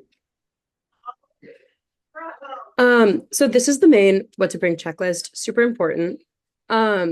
Most importantly, a backpack, a water bottle. It's going to be really hot. They're going to need water, but please don't bring glass in case it breaks. Sunscreen, 2 snacks, because we will have snack in the morning and in the afternoon. So it's definitely important that they have both. A lunch, swim clothes, goggles, a towel. They will be swimming most days. And then a change of clothes that they're comfortable playing field games in, as well as a plastic bag for wet clothes and comfortable closed-toed shoes so that they can easily run around. We ask that all personal items be labeled, so if anything gets lost, we can easily return it to the right camper. And back to snacks and lunch, we do ask that you check your camper snacks and lunches at the end of the day to make sure they're eating enough. And we just want to make sure that they have enough food, or then they're not skipping meals or anything. So just please check that at the end of the day so you can adjust the food for your campers so that they're fully satisfied throughout the day. So these are some guidelines we have for drop off and pickup. Only trusted contacts can drop off a camper. So you can make sure you're on the trusted contact list through Camp Docs. And we ask that you please stay in your car during drop off and pickup. We'll have counselors that'll be coming to the car to get your camper and to bring your camper to you at the end of the day. If you need to call the office during drop off or pickup, please park in the RC lot and pay for parking. Drop off, as previously mentioned, will be 8 to 8:30 and pickup will be 3:30 to 4 o'clock. And also, as mentioned, all of these pickups and drop offs will be in the turnaround at Sunset Canyon Rec. And there will be signs so you know where you're going. We ask that if you will be doing an early pickup, you inform the camp office of this pickup at least the day before so we can plan accordingly. And the latest early pickup is 3 o'clock and our scheduled programming will end at 3:30. So if that's it from me, but I'd love to answer any questions if you guys have any. And should we run out of time, you can always call the camp office at 310-206-4000 and someone will be answering phones until 8 p.m. Sorry. But if anyone has any questions, happy to answer them.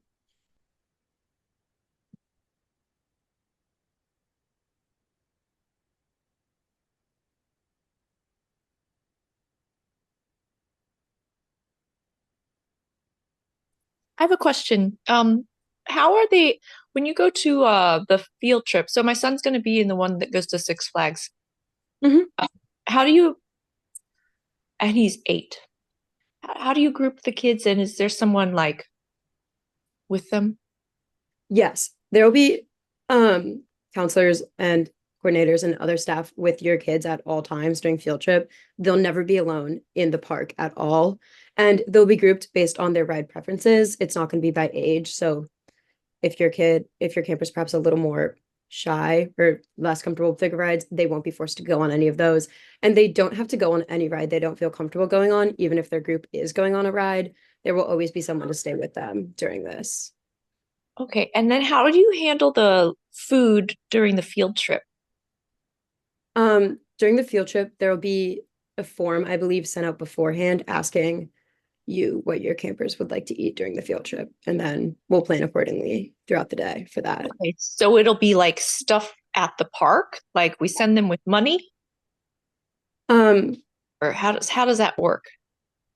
They will bring one lunch during it, and then we'll purchase one lunch for them, so they don't need to bring any money for lunch during that. Oh, okay. And then he's gonna have an older sister in Voyager that same week, which I guess also is going to Six Flags. Will they interact at all? Or, I mean, they're 4 years apart. She doesn't really want to, but They're gonna go on the same field trip, but they'll be in different groups. okay. But will they be on the same different buses or same bus? What? I think most likely they'll be on the same bus for the most Okay. part.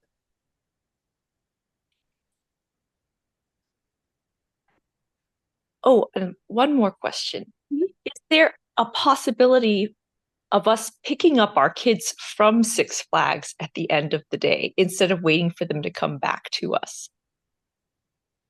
Or is that a not? That's a question in which you'd have to contact the camp office to schedule that, and then we can make a plan with you for that. Okay. And do you know what time they would be done? Like before what time would they get on the bus to come back here? I would assume around 6 or 7 o'clock, but it Okay. depends on the distance from each park to camp. Okay. So that could change from the day, normally 5 to 7. Okay.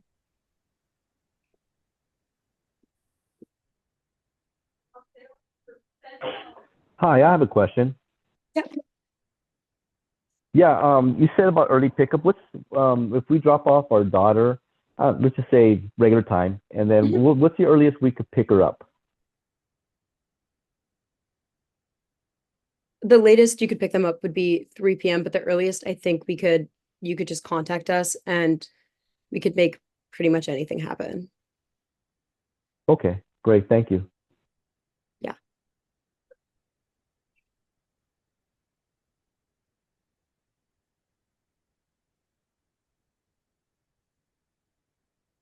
But we would need to know that ahead of time, just in case we're not at Sunset Canyon Rec. We might go to the John Wooden Center, or the Botanical Garden. So we would need to know ahead of time and plan that accordingly with you, depending on the schedule for the day. Is there a schedule of activities sent out at the beginning of the week so we know where they are on campus or what they're doing that each day of the week? We can send that to you if you'd like that, but the schedules may change throughout the week. But if that's something you're interested in, we can 100% have that ready for you and send that to you ahead of time. Thanks.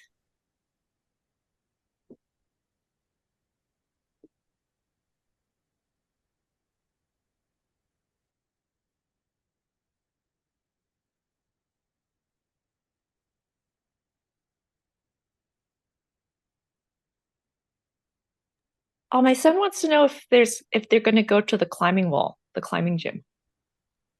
Yeah, throughout the week, they most likely will be going to the rock wall at John Wooden Center. Can he bring his own rock shoes? Yeah, 100%. Okay. He'll also be going to the challenge course throughout the week. The challenge course, or like the ropes course thing? Yeah, the ropes course is within Sunset Canyon, but then we'll also be heading to the rock wall at other times of the week. Okay, great. Super fun.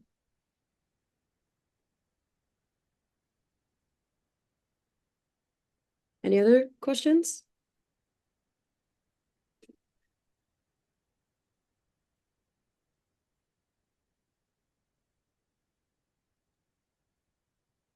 So aside from like generally sunscreen and food and clothing, they don't need any other equipment unless they really wanted to bring it. No, yeah, they won't need anything besides clothing, snacks and lunches, and sunscreen and water. Everything else will be provided for them. They won't need to bring anything.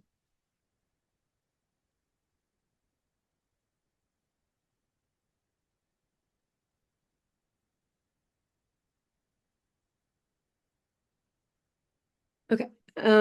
If there's no more questions, as previously mentioned, you can call the camp office up until 8 p.m. tonight at 310-206-4000. And I think we're going to head into the open house for Voyager. But thank you for letting me chat with you all tonight. And I appreciate all the questions. And I'm super excited for the start of camp. Thank you.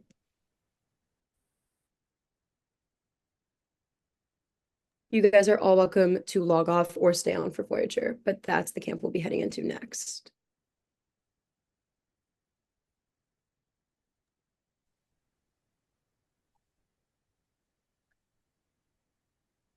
Okay. It's about to be 6:45, so I can start. Hi, my name's Chopper. I'm gonna be the Voyager coordinator this summer. Next slide, please. Okay, so yes, I'm gonna be the coordinator. Right now, the counselors we have for Voyager are Toad, Daisy, and Natsu, who aren't here today, but the campers will get to meet them when we start. And then the camp director we work with is Squirrel. So here at UCLA Rec, we have this philosophy that we are committed to providing high quality recreational experiences that benefit the campus community in a manner which is fully supportive of and contributes to the health, wellness, development, and education of all our participants and their families, regardless of physical or cognitive ability, sexual orientation, gender identification, race, or religion.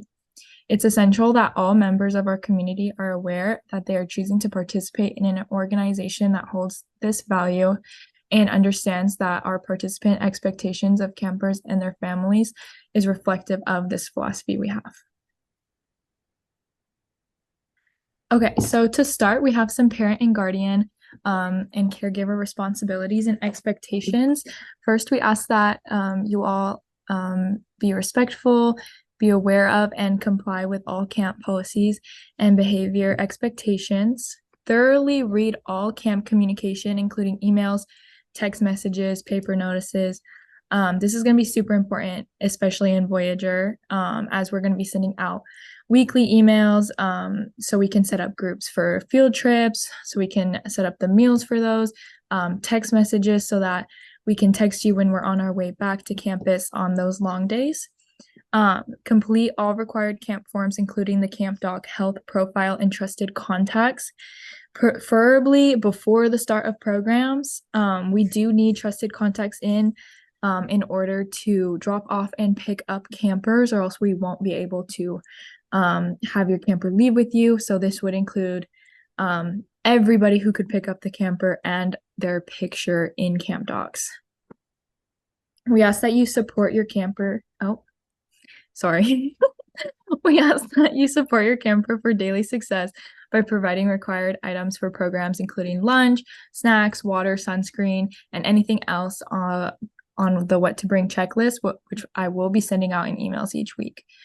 If your camper or family has a need that could require additional support, we expect you to proactively work with our staff. We do have an inclusion department, and they can work with you to create a plan that will facilitate success within our programs. And then finally, parents and guardians are prohibited from reaching out to other camp families regarding concerns, behavior, or camper interactions. And then for our campers, we have 3 basic rules to keep it short and sweet for them. We do expect every camper to respect themselves, respect others, and respect the environment.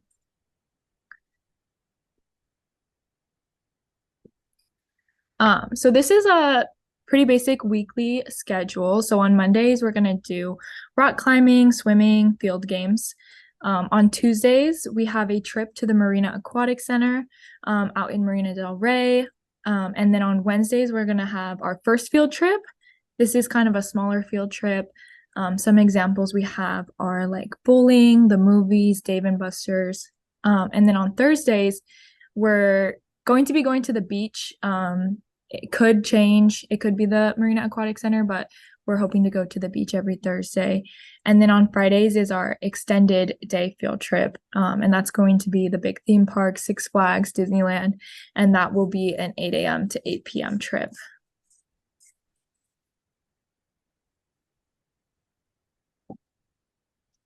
And then what to bring to these. So on those days where we are going to the MAC, the beach, or just staying here, we want campers to bring a backpack, snack, lunch.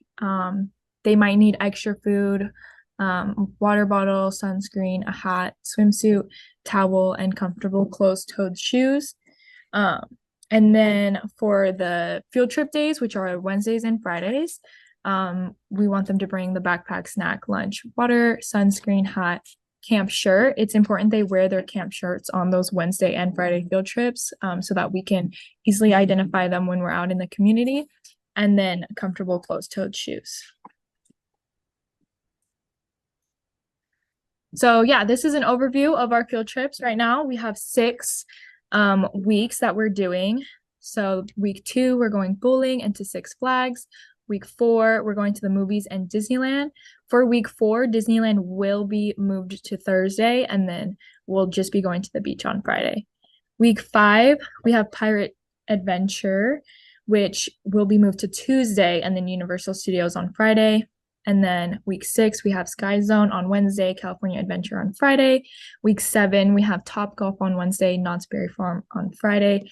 And then finally, week 8, we have Dave and Buster's on Wednesday and Not Soak City on Friday. So for our Wednesday field trips, drop-off will be 8 to 8:30 a.m. We do ask that your camper wears their camp shirt on that day. Super important since we are going out into the community. New campers will be given a shirt on Wednesday morning. If they are a returning camper, you only get 1 shirt per summer.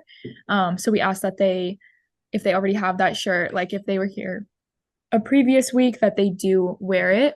Pack a lunch, and then pickup will be 4:30 to 5. And as I said, the Pirate Adventure on week 5 is being moved to Tuesday. And then for Friday, drop-off is 8 to 8:30. We do want to leave for our big field trips as close to 8:30 as possible so we can get to the parks and get on rides.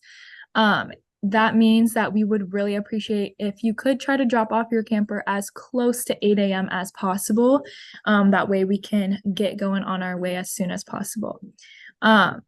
We ask that you do wear that same camp shirt that they received on Wednesday again. To pack a lunch. Dinner will be provided at the theme park. And I'll be sending out forms and an email every week about this. But please do let us know of any dietary restrictions beforehand. And then pickup will be at 8 p.m. at Sunset Canyon. And as I had mentioned before, the Disneyland is on Thursday. So every day, drop-off is 8 to 8:30 a.m. in the Sunset Canyon turnaround. And pickup is 4:30 to 5 p.m., except for those long field trip days where it's 8 p.m. we do ask that if you can on Camp Docs, opt into text messages, especially for those Fridays, because we'll be sending out a text message for our estimated arrival time on those Fridays. Anyone can drop off campers and pick them up, but they need to be trusted contacts. So we do ask that if you can make sure all of your trusted contacts in Camp Docs is up to date, first name, last name, picture. They do all need a picture for each person. And if you need any assistance with this, you can also call the camp office at 310-206-4000. Oh, and if you do need to talk to the office during drop off and pickup, we do ask that you park in the parking lot that's right here and pay for parking. We can't have cars stopping in the drop off area. And then for early pickup, you must let the camp office know of early pickup at least a day before. With Voyager's offsite excursions every day, early pickups may be more difficult, which is why it will be important for us to communicate that early on. And yeah, that's the end of the slide. As I said, as was said by Bagel earlier, the camp phone is being watched until 8 p.m. if anyone has any questions, or if anyone has questions right now. I think we have a few minutes. I have a question. What's your policy on the campers having a cell phone with them? That is a great question. Since Voyager is older campers, we understand that they do have their phones. However, we do ask that they are not on them during the camp day. Camp is a great time to be disconnected from technology and get to interact with others face to face. So if they do have it, if they can keep it in their bag, yeah, we do ask that they're not on them while we are in camp. I don't know if Iggy or Lilo has anything to add to that policy.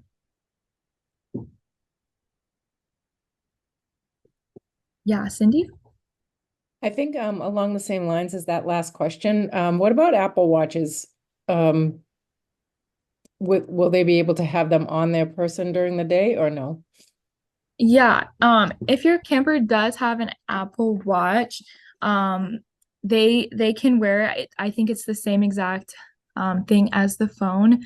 We do ask that they're like not on it, because camp is a great time to like be disconnected from technology. I'm not sure everything an Apple Watch does, but if there's like games or things on it, like, or texting, like, we do want to be technology free while we are in camp hours.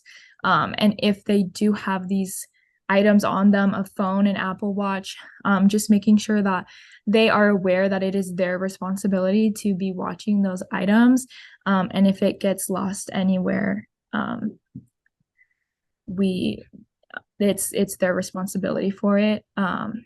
Yeah, we're not responsible for any damage or lost items. And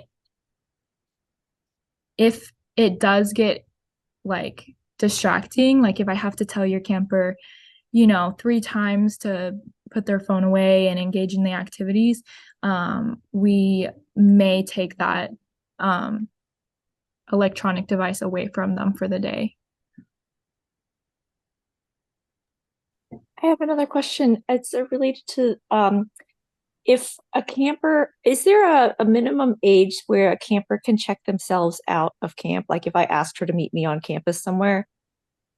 Yes, I believe the minimum age is 12, and if they are going to check themselves out of camp, they do need to be also on that trusted contact list in Camp Docs.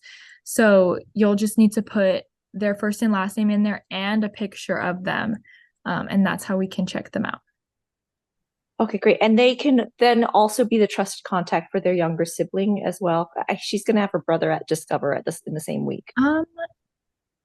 I actually don't know the answer to that one off the top of my head. They can, but they can't check themselves out early or check out their sibling like at a different time. And Discover does pick up from 3:30 to 4 and Voyager from 4:30 to 5. So you just have to be mindful that those pickup times are not the same. Oh, I didn't even realize that. Thank you. Yeah, so it sounds like if she's still in camp until 5, then the Discover camper would need to be put in extended care. Got it. Which I think is an extra program add-on. Right. Okay. Thank you for that. It didn't even occur to me that they were all at the same time. Yes, Cindy? Yeah, thanks. Another quick question. So I don't know if a lot of kids have gone through this camp many years and there's repeat offenders. But if you're new to the camp, do you have a way of introducing the campers so that they either meet some other folks or, like what's that look like for a new camper? Coming in a late week, by the way. I think it's week 6 that we're going to be 6 and 7. Yeah, absolutely. All of our campers are different. Sometimes we have campers who are here for 4 weeks, they're here for 6 weeks. Sometimes we have campers who are just here for 1 week. For each week, we do start with like icebreakers and games. We make sure everybody knows everybody's names, and we do make sure everybody's included in everything. So that should not be an issue at all. We have new campers all the time, and then we do have campers who have been here for a while, but it hasn't really been a problem. And then for field trips, we do group people for field trips based off of like ride preferences, like whether they like the really big rides versus the more calm rides. So it's not necessarily based off of friends. And then, oh, sorry, go ahead. No, thank you. Thank you for that. Okay, yeah, of course. So we do have like 30 seconds left. So if anyone has any other questions, you can call the camp office phone. It will be staffed until 8 p.m. tonight at 310-206-4000. Thanks. Good evening. My name is Jamie Heil. My camp name at camp is Lilo, and I am the camp director that oversees the teen leadership program. Teen leadership will have a assistant coordinator and coordinator that work with the campers quite a bit, as well as a counselor or two, depending on the number of campers enrolled for that week. But I will be going through the presentation for this evening. And then if you have any questions, feel free to put them in the chat.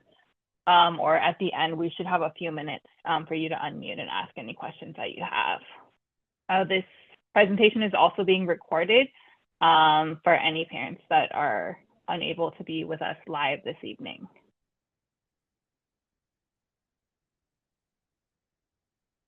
So again, this is the open house for teen leadership, summer 2024. Here you can take a look at our UCLA Recreation Youth Program's philosophy. In addition, we have 3 rules of camp that help us frame this philosophy to our campers, which are respect yourself, respect the environment, and respect others. We also have a set of parent expectations. In teen leadership and in all of our teen programs, we try to develop a sense of independence with our campers, and there'll be certain instructions that they may receive in camp to help develop this independence, like, hey, we're swimming tomorrow, please bring your swimsuit. But in general, we do like to set our campers up for success by following these parent expectations. So they include to be respectful, be aware of and comply with all camp policies and behavior expectations, thoroughly read all camp communication, including emails, text messages, paper notices, etc. You probably will not receive very many paper notices or even text messages for this camp, but please make sure you're keeping up with your pre-camp emails especially. Complete all required camp forms, including Camp Doc health profile and trusted contacts in a timely manner. Support your camper for daily success by making sure that they come to camp with a lunch, snack, water, sunscreen, etc. And if your camper or your family has a need that could require additional support, we expect that you proactively work with our staff to create a plan that will facilitate success with our programs. And you can reach out to the camp office via phone or email in order to facilitate that process. And then we just ask that parents and caregivers do not reach out to other camp families regarding behavior concerns or other camper interactions. Here is a sample schedule for teen leadership. They do have a later drop-off time than most camps, from 9 to 9:30. We will have curbside drop-off, and we ask you to adhere to this drop-off time, as we have other camps that drop off in the earlier drop-off time, and we don't want to congest the turnaround while those things are happening. They'll have some activities between 9:30 and 11. Around 11 o'clock, they'll have an AM break where they go outside, have a snack, and then maybe engage in some unstructured outdoor games or things like that. From 11:30 to 12:30, another activity, and then 12:30 to 1:30, again, they have an outdoor lunchtime. More activities from 1:30 to 2:30, a PM break from 2:30 to 3, and then another activity from 3 to 4 is roughly their schedule. And then curbside from 4 to 4:30, again, in the turnaround at the Sunset Canyon Recreation Center. These activities are roughly themed around John Wooden's Pyramid of Success, or inspired by John Wooden's Pyramid of Success, but may include things like group discussions.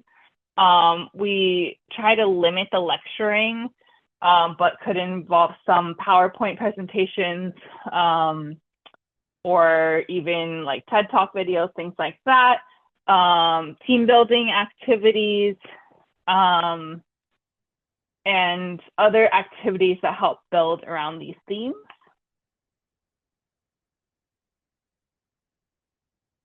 Things to bring to camp include sunscreen, 2 snacks, a lunch, a water bottle, and on 2 days, usually they're Wednesday and Friday, campers do have an opportunity to get in the pool for some recreational swimming. So on those days, we ask that they bring a swimsuit and a towel, and then probably something to hold their wet garments as well. Also, we recommend wearing comfortable clothing that can get dirty, wearing athletic closed-toe shoes, and a base layer of sunscreen. Some optional items to help with sun safety include a hat and sunglasses. On pool days, you may want to pack goggles and a rash guard. And then for classroom time, totally optional, but campers are welcome to bring any like personal pens, pencils, or notebooks. They do a daily reflection, so it's not a ton of writing that we do, but there is a little bit of writing every day. And just make sure you label all of your personal items. Also, on the first day, usually sometimes the second day, depending on scheduling, the campers do participate in an all-day challenge course programming on our ropes course at the Sunset Canyon Recreation Center. So on that day, it's particularly important to wear athletic clothing, athletic shoes, and come with sunscreen and water. So just be prepared for that. The drop-off and pickup procedure looks the same as most of our camp programs. Even with the teenagers, we appreciate when they get out of the passenger side of the vehicle. It's just safer and more efficient that way, and have all of their belongings with them. If a parent has a question, more than just like a quick like 1-sentence question, for our camp staff, we ask you to park your car and pay in the lot and then come in and ask your question, or you're always welcome to call the camp office at any point. And then the same thing, pickup will look very similar. We will ask to help expedite the pickup process. you can write the camper's name and what camp they're a part of, either in the provided template that will be in your session email, which you'll get about 1 week before the program begins, or you can do that just on a blank piece of paper and write it nice and large. Let's see. And then for trusted contacts, anyone that is coming to pick up the child needs to be in their trusted contacts through Camp Doc.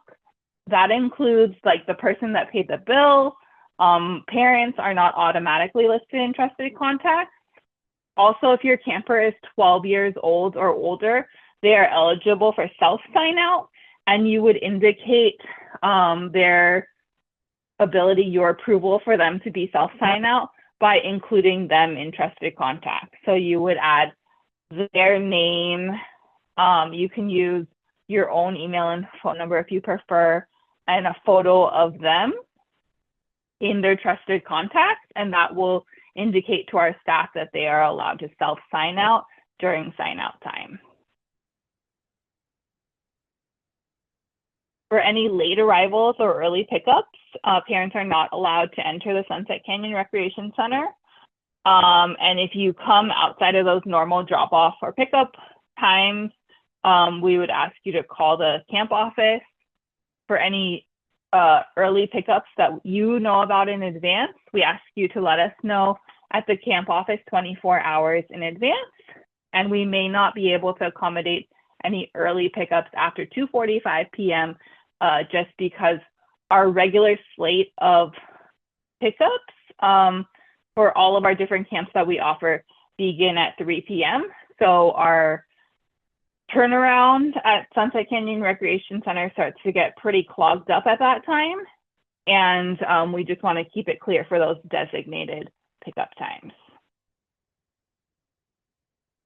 Again, to reiterate, the regular curbside drop-off and pickup for teen leadership, 9 a.m. to 9:30 and 4 to 4:30. We ask you to stick to those times. If you've seen the map in your parent guide, it's indicated as curbside number 2, and the location is the front of the Sunset Canyon Recreation Center. So if you have any question about how to get to the facility, you could enter Sunset Canyon Recreation Center into your GPS, and it should pretty accurately get you to the turnaround at the front of our facility. And any late arrivals or early pickups, again, you're going to contact the camp office, but it would take place in the same location, which is the turnaround. Again, we do our camp communication through text messages and Camp Doc. Those you do have to, under your parent login for Camp Doc, toggle a little switch that says opt-in for text messages, and then constant contact emails. You won't really notice that the emails are from Constant Contact, but if you receive the email today to join this, or not today, but the email that included the parent guide and the invitation for open house, then you are receiving our emails. If for some reason you didn't receive that email, please reach out to the camp office so that we can help you make sure that you are receiving emails. And lastly, I think we just have a minute or two if anyone has any questions. But if you have any additional questions or any individual specific questions, you're also welcome to call the camp office at 310-206-4000. There's somebody monitoring the phone until 8 p.m. today, or during normal business tomorrow and next week as well. Or you can always email us at youthcamps@recreation.ucla.edu.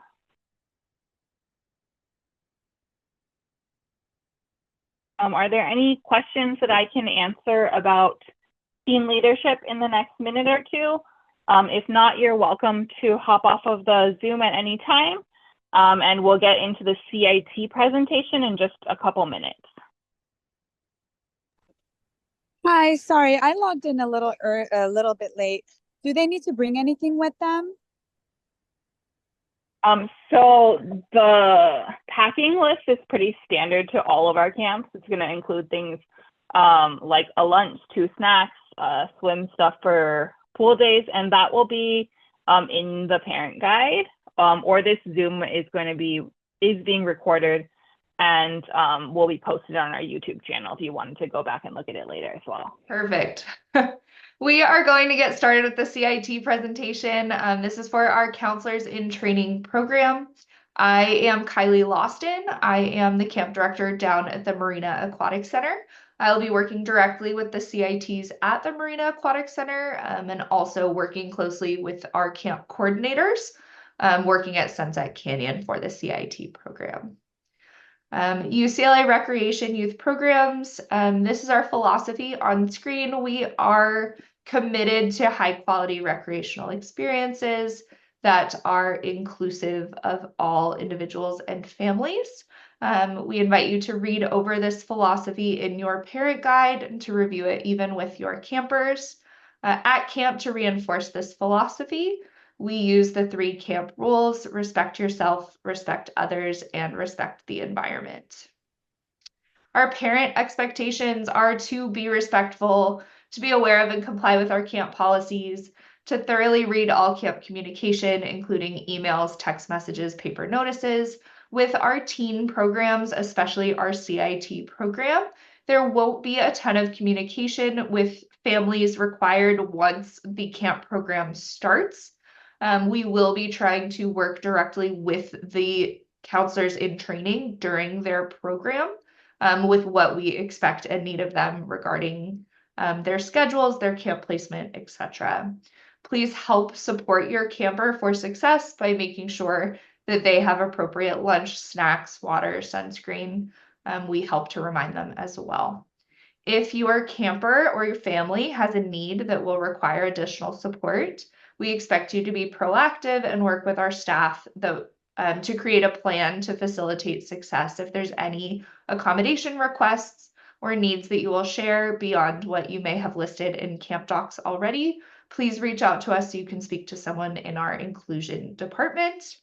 Parents and caregivers are prohibited from reaching out to other camp families regarding concerns about behavior or other camper interactions. If you have anything you would like addressed, please bring it to our attention through the camp office. Our CIT program follows a schedule that starts at 8 a.m. With pickup between 4 and 4:30.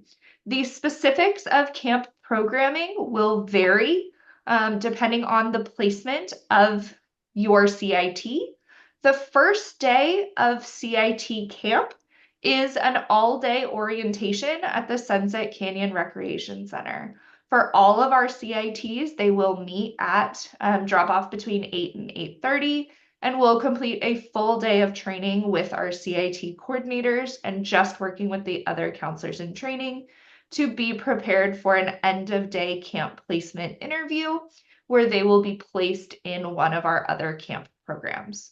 Depending on preferences indicated, the CITs may continue the program from the second day, either down in Marina Del Rey at the Marina Aquatic Center, or up on UCLA's main campus if they indicated Sunset Canyon Recreation Center at time of registration, or can let them know, let the CIT staff know during their camp placement interview. What to bring to orientation? We're focusing mostly just on that first day of camp. We would like them to bring a sunscreen, snacks, a lunch, a water bottle, and a swimsuit and towel. For any campers that will be placed with programs that do swimming, we will hold a swim test to show that that is an appropriate camp placement, where they will be asked to swim the length of the pool and complete a tread. It's not required for all participants unless they are at a program at the Marina Aquatic Center or at a program that does involve swimming. Optional but encouraged to bring is a hat and sunglasses and pens, pencils, or a notebook. They will be completing training and any notes may be helpful. Our CITs will get nicknames, like my camp nickname is Dogfish. These are unique nicknames to them, so they should start thinking about what they might like their camp nickname to be. To create a camp culture, we don't reuse nicknames.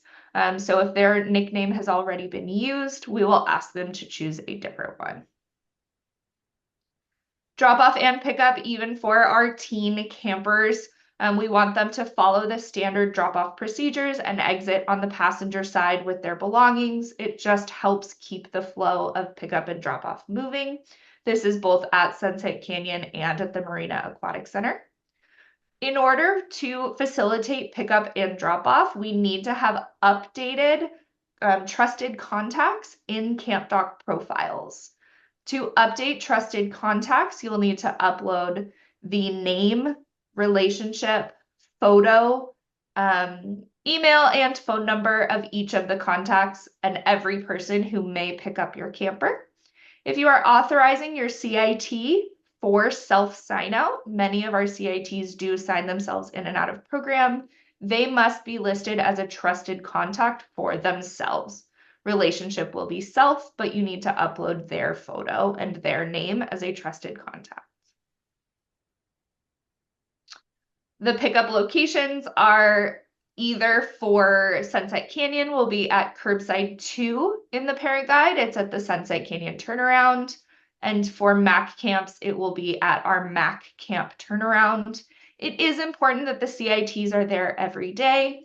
They help with their own mentorship as well as they lead in some of the camp groups. If they are late, they may miss some of the important camp programming. We communicate in camp through Camp Doc text messages and through constant contact emails. If you received an email for tonight's open house, we likely have the right communication. We do strongly suggest that everyone sign up for the Camp Doc text messaging system to get notifications if we ever need to send program-wide texts. Instructions for that are also in the parent guide. That's the end of the questions I have. If there are questions, or the presentation I have, if there are questions related to CIT, whether it's the orientation day, MAC specific questions, or Sunset Canyon specific questions, we're happy to take those for the next few minutes.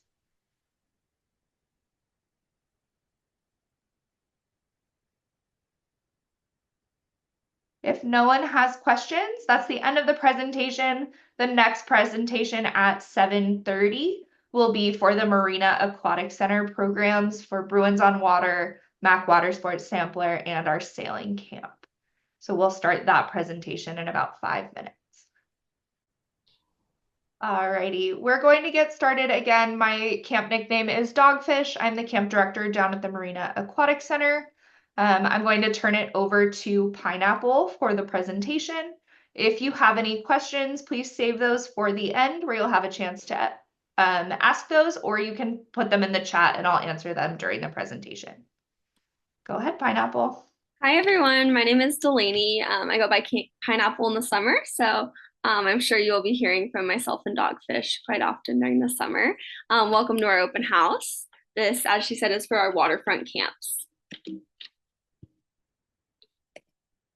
All right, so I'm going to go ahead and start by reading our youth program's philosophy. We're committed to providing high-quality recreational experiences that benefit the campus community in a manner which is fully supportive of and contributes to the health, wellness, development, and education of all our participants and their families, regardless of physical or cognitive ability, sexual orientation, gender identification, race, or religion. It is essential that all members of our community are aware that they are choosing to participate in an organization that holds this value, and understand that our participant expectations of campers and their families is reflective of this philosophy. So we have 3 rules we use at camp to keep it pretty uniform with this philosophy, and those are respect yourself, respect others, and respect the environment. And so all of our camp rules fall into those 3 categories, and that's how what language we use with our campers. All right, so some parent-guardian responsibilities and expectations. We expect you to be respectful and be aware of and comply with all camp policies and behavior expectations, to thoroughly read all camp communication, including emails, text messages, paper notices, and complete all required camp forms, including the Camp Doc health profile and trusted contacts in a timely manner, which needs to be before the start of programs. We expect you to support your camper for daily success by providing the required items for programs, including a lunch, snack, water, sunscreen, and other what to bring checklist items as outlined on the camp specific page. If your camper or family has a need that could require additional support, we expect you to proactively work with our staff to create a plan that will facilitate success within our programs. And parents and guardians are prohibited from reaching out to other camp families regarding concerns, behavior, or camper interactions. All right, so as we mentioned, this is the open house for our Waterfront Camps, and they are at the UCLA Marina Aquatic Center located in Marina Del Rey. Here we hold 4 camps: the Bruins on Water, Mac Water Sport Sampler, Sailing Camp, and Learn to Row. And so some things we'll cover today is what to bring for each of these camps, a small daily schedule, and then drop off and pick up procedures. What to bring to camp for bow, sailing, and Mac Water Sport Sampler. A backpack, which is large enough to carry all of the following items: a water bottle, sunscreen, lunch, and 1 to 2 snacks. We do have about 2 snack breaks per day, so 2 snacks would be great. A swimsuit and towel, and then a jacket or sweatshirt that can be worn on the water because mornings in the marina can be chilly. Extra clothes to change into after getting wet, and closed-toed shoes. For some water activities, shoes can be removed, but in the sailboats, we require campers to wear closed-toed shoes that can get wet. So water shoes, old sneakers, and closed-toed sandals work great. And croquis if your child wears prescription eyeglasses. A daily sample schedule for bow and water sport sampler. For Bruins on Water, our drop-off is between 8 and 8:30, and that's curbside drop-off and check-in. From 9 to 11:30 is our camp programming. 11:30 to 12 or around that time is lunch, and then camp programs continue from 12 to 3:30 or until curbside pickup at 3:30, and that's curbside pickup and checkout, which ends at 4 o'clock. And then for water sport sampler, check-in is between 8:30 and 9 o'clock, and then between 9 and 11:30 is our camp programming, and we have lunch around 11:30 to 12 for about a half hour, and then continue camp programming from 12 to 3 until pickup at 3, from 3 to 3:30.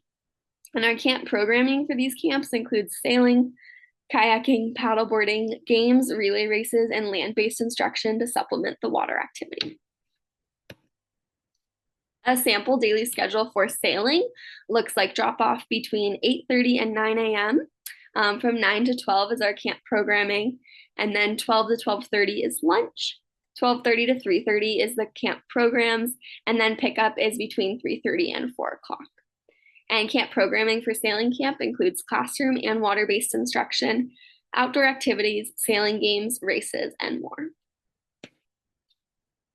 For Learn to Row camp, what to bring is a backpack or drawstring bag, a water bottle, sunscreen, and a hat, and to dress in athletic or workout clothing. Sneakers with socks, shorts, running shorts work great and are preferred over loose basketball shorts. A t-shirt, sweatshirt in the event that it is a cooler morning. A sample daily schedule for Learn to Row. An AM session, checkout is between 9:15 and 9:30 a.m. and that's curbside drop-off and check-in. And then 9:30 to 11:30 is rowing instruction. And then 11:30 to 11:45 is curbside pickup. And then a PM session, 12:30 to 12:45 is curbside drop-off and check-in. 12:45 to 2:45 rowing instruction. And then 12:45 to 1 o'clock is the curbside pickup. More on Learn to Row. Due to the progressive nature of this program, attendance of each session day is critical to the success of the program. If your camper has an attendance conflict, we recommend pursuing a transfer into an alternate week of programming. And on the first day of the session, all or most of the sessions will be land-based instruction for the rowing machine and the equipment. Once a camper has completed a full week of Learn to Row programming and demonstrated competency across all the taught skills, they will be invited back to participate in novice summer practices, and if interested, they can try out for the MAC Junior Rowing Competitive Club team in the fall. Our pickup and drop off, as I mentioned, we're located at the UCLA Marina Aquatic Center. It's 14001 Fiji Way in Marina Del Rey. our drop off, you have a little map here. So we drive in on the right side, and for the student to, or the camper to sit in the passenger side is preferred, and a backpack inside the vehicle with them and not in the trunk of the car. It makes it for an easier and more convenient drop off. And you will stop at that red dot there and then drop off your camper, and they will enter the gates right there, and then you will pull in and reverse out to turn around and then drive out on the right side as well if you follow those yellow arrows out. And then pickup, we prefer if you could write your camper name on a blank sheet of paper on the dashboard, and that makes it easier for us to call them and have them ready for when you are there at the front of the line to not hold up the rest of the line. And then you do have to have trusted contacts for the pickup, which we'll go into. Pickup and drop off. As I mentioned, we use we need to verify the trusted contacts for each camper. So you must add each person who will be dropping off and picking up your camper. And this requires the name, the relationship to the camper, an email, a phone number, and also a photo. Here you can see a quick screenshot of Camp Docs and what it looks like to look at your trusted contacts. If you see on the left side here, you have the health profile and also the trusted contacts. So just because your health profile might be 100% complete, your trusted contacts may not be complete. So if you are getting emails about verifying your trusted contacts, that needs to be done on this tab here. And if your camper will be signing themselves out, they need to be added to the trusted contacts list with their name and a photo. We are so excited for camp to start. Please contact us with any questions at the email below. And like Dogfish said, I am Pineapple, one of the youth coordinators, as well as we have Dory this summer and Dogfish, and we're here to answer any questions that you might have. So feel free to ask away.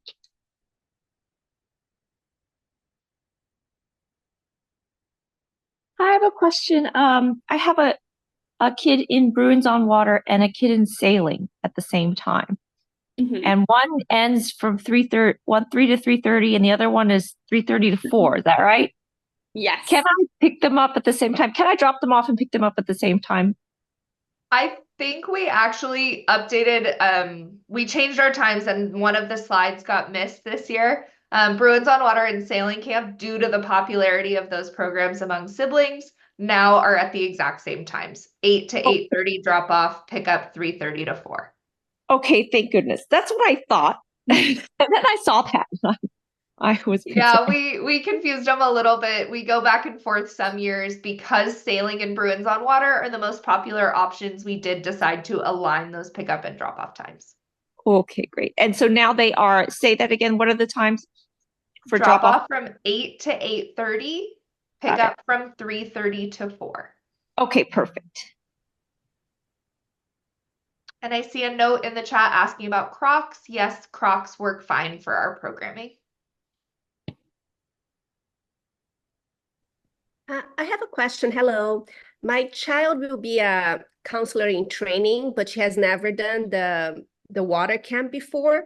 Will she be receiving instruction for the activities beforehand, or how does that work for CITs? So our CITs will start their first day of program at the Sunset Canyon Recreation Center for training. They'll go through the CIT orientation on day 1 at UCLA. And then the second day they can come down to the marina. We welcome CITs even without water sport experience. We'll work with them. Our CIT lead assistant coordinator, her name is Kiwi. She'll be working closely with the CITs to teach them first about kayaking and paddleboarding, and then they'll also have an opportunity to learn a little bit about sailing through the session. Okay, great. Thank you.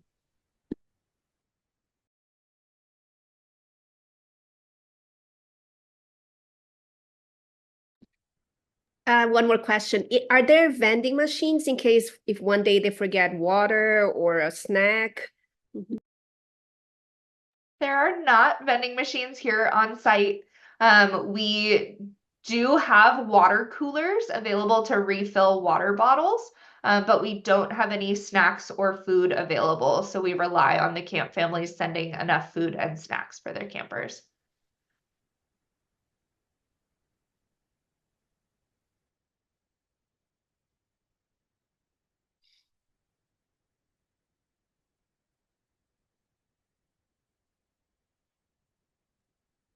Sorry, it's me again. One more question. My daughter wear contact lenses. Is that an issue or that's okay? Is it preferable to wear glasses or it doesn't matter? It doesn't matter, whatever she's comfortable with. But like I said, with the if someone does wear prescription eyeglasses, because we're on the marina, we prefer that they have croquis or something to hold on their glasses, just in case, in the event that they end up in the water, they don't lose their glasses. Okay, thank you.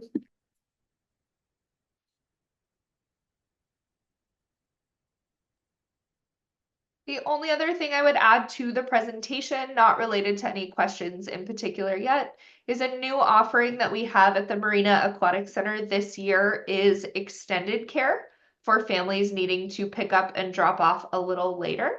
We have an extended care offering that will cover childcare from about 3:30 to 6 o'clock. That's a weekly add-on for any families needing a PM extended care.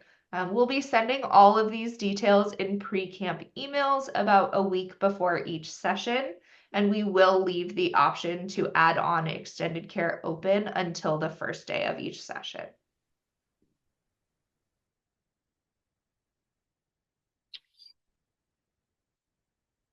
If you have any further questions, Pineapple and I will both be on for a little bit longer, or you can send us an email at MAC Youth Coordinator. That's the best way to reach us. We do have a phone number here. If you call and leave a voicemail, we will get back to those as soon as we are able. If not, this is the last presentation of the night. So we will be here for, let's say, about 5 more minutes or so if anyone has any questions. Hi, I have one quick question. I just realized. So my son is going to camp with a friend of his and they're going to carpool. Do I need to list all of his secure contacts and does he need to like have all mine? Because I don't like, I know sometimes grandparents might pick up and do other things. So I need to include every single one of them? Or is there a way to like put a note, like whoever picks this kid up or whoever drops this kid, it's okay? So we do need you to add the trusted contact, just to verify the photo ID with each camper being picked up.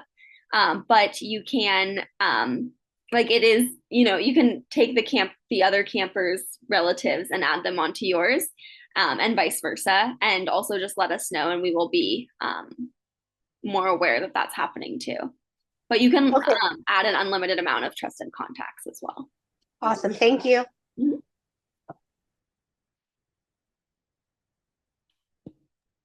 There's a question in the chat about rash guards and hats.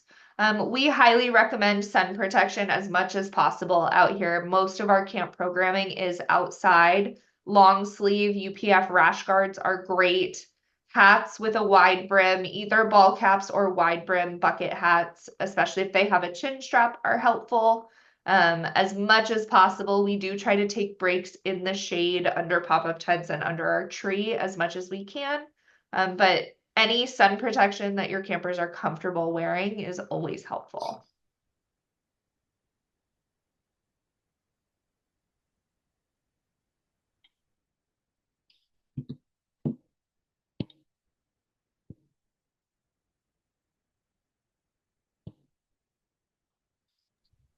I have a question about the sailing camp.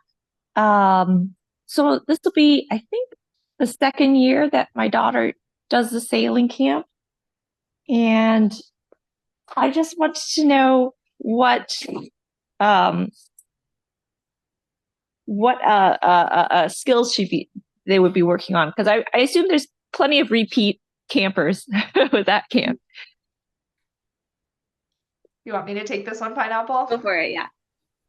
So with our sailing camp, it is a program that sees both brand new sailors and our multi-year camp veterans who are there for their 5th, 6th, 8th camp session who have had quite a bit of sailing experience.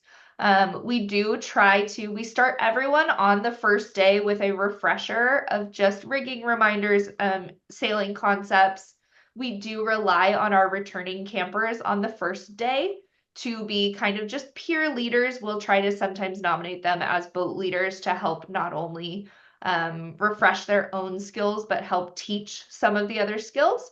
And then as we get through the week, there will be times where we pull our returning campers and our more experienced sailors to work on more intermediate skills, such as the introduction and use of tiller extension, some of the kind of boat handling and maneuvering intermediate skills, as well as some more intermediate sail trim concepts, how to make the boat go faster and more efficiently. So while we aren't a competitive program, we are a recreational program that focuses on kind of that teamwork and enjoying the water in a fun recreational way. Part of what we love about sailing is there's always something you can improve on. So we work with our returners to always make sure that they have kind of a moving target and goals that they can continue to work towards. Thanks.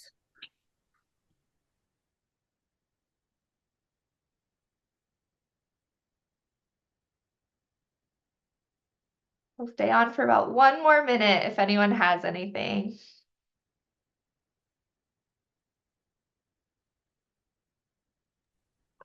One more for me. So my son is going to be new to the waterfront camps in the Bruins on Water. And I guess a question I have for him is, how often will he see his older sister in the sailing camp? And he has a couple of, I'll fill out the medical forms and stuff. He's familiar with how to use his inhaler and things like that. If he needs it, it's not routine. But if his sister's nearby and he needs help, will that be something we can sort of arrange? Yeah, so all of our camps do run in the same yard. So we use the dock down in the marina, as well as up in the grass area where they all eat lunch together. And then sailing does a lot of their activities in the classroom, just like because it's more instruction based. But water sport or the other water camps might be out on the grass. So they do get to see each other quite a few times throughout the day, sometimes even on the water. So they will get to see each other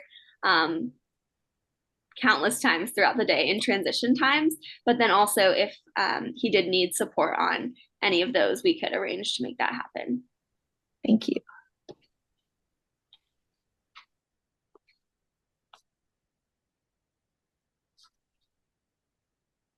All right, thank you all. We hope you have a good night. We're excited to have all of your campers this summer. We will be available for not too much longer tonight, but if you have any questions tomorrow, next week, or as we get into the summer, please feel free to let us know. Thank you.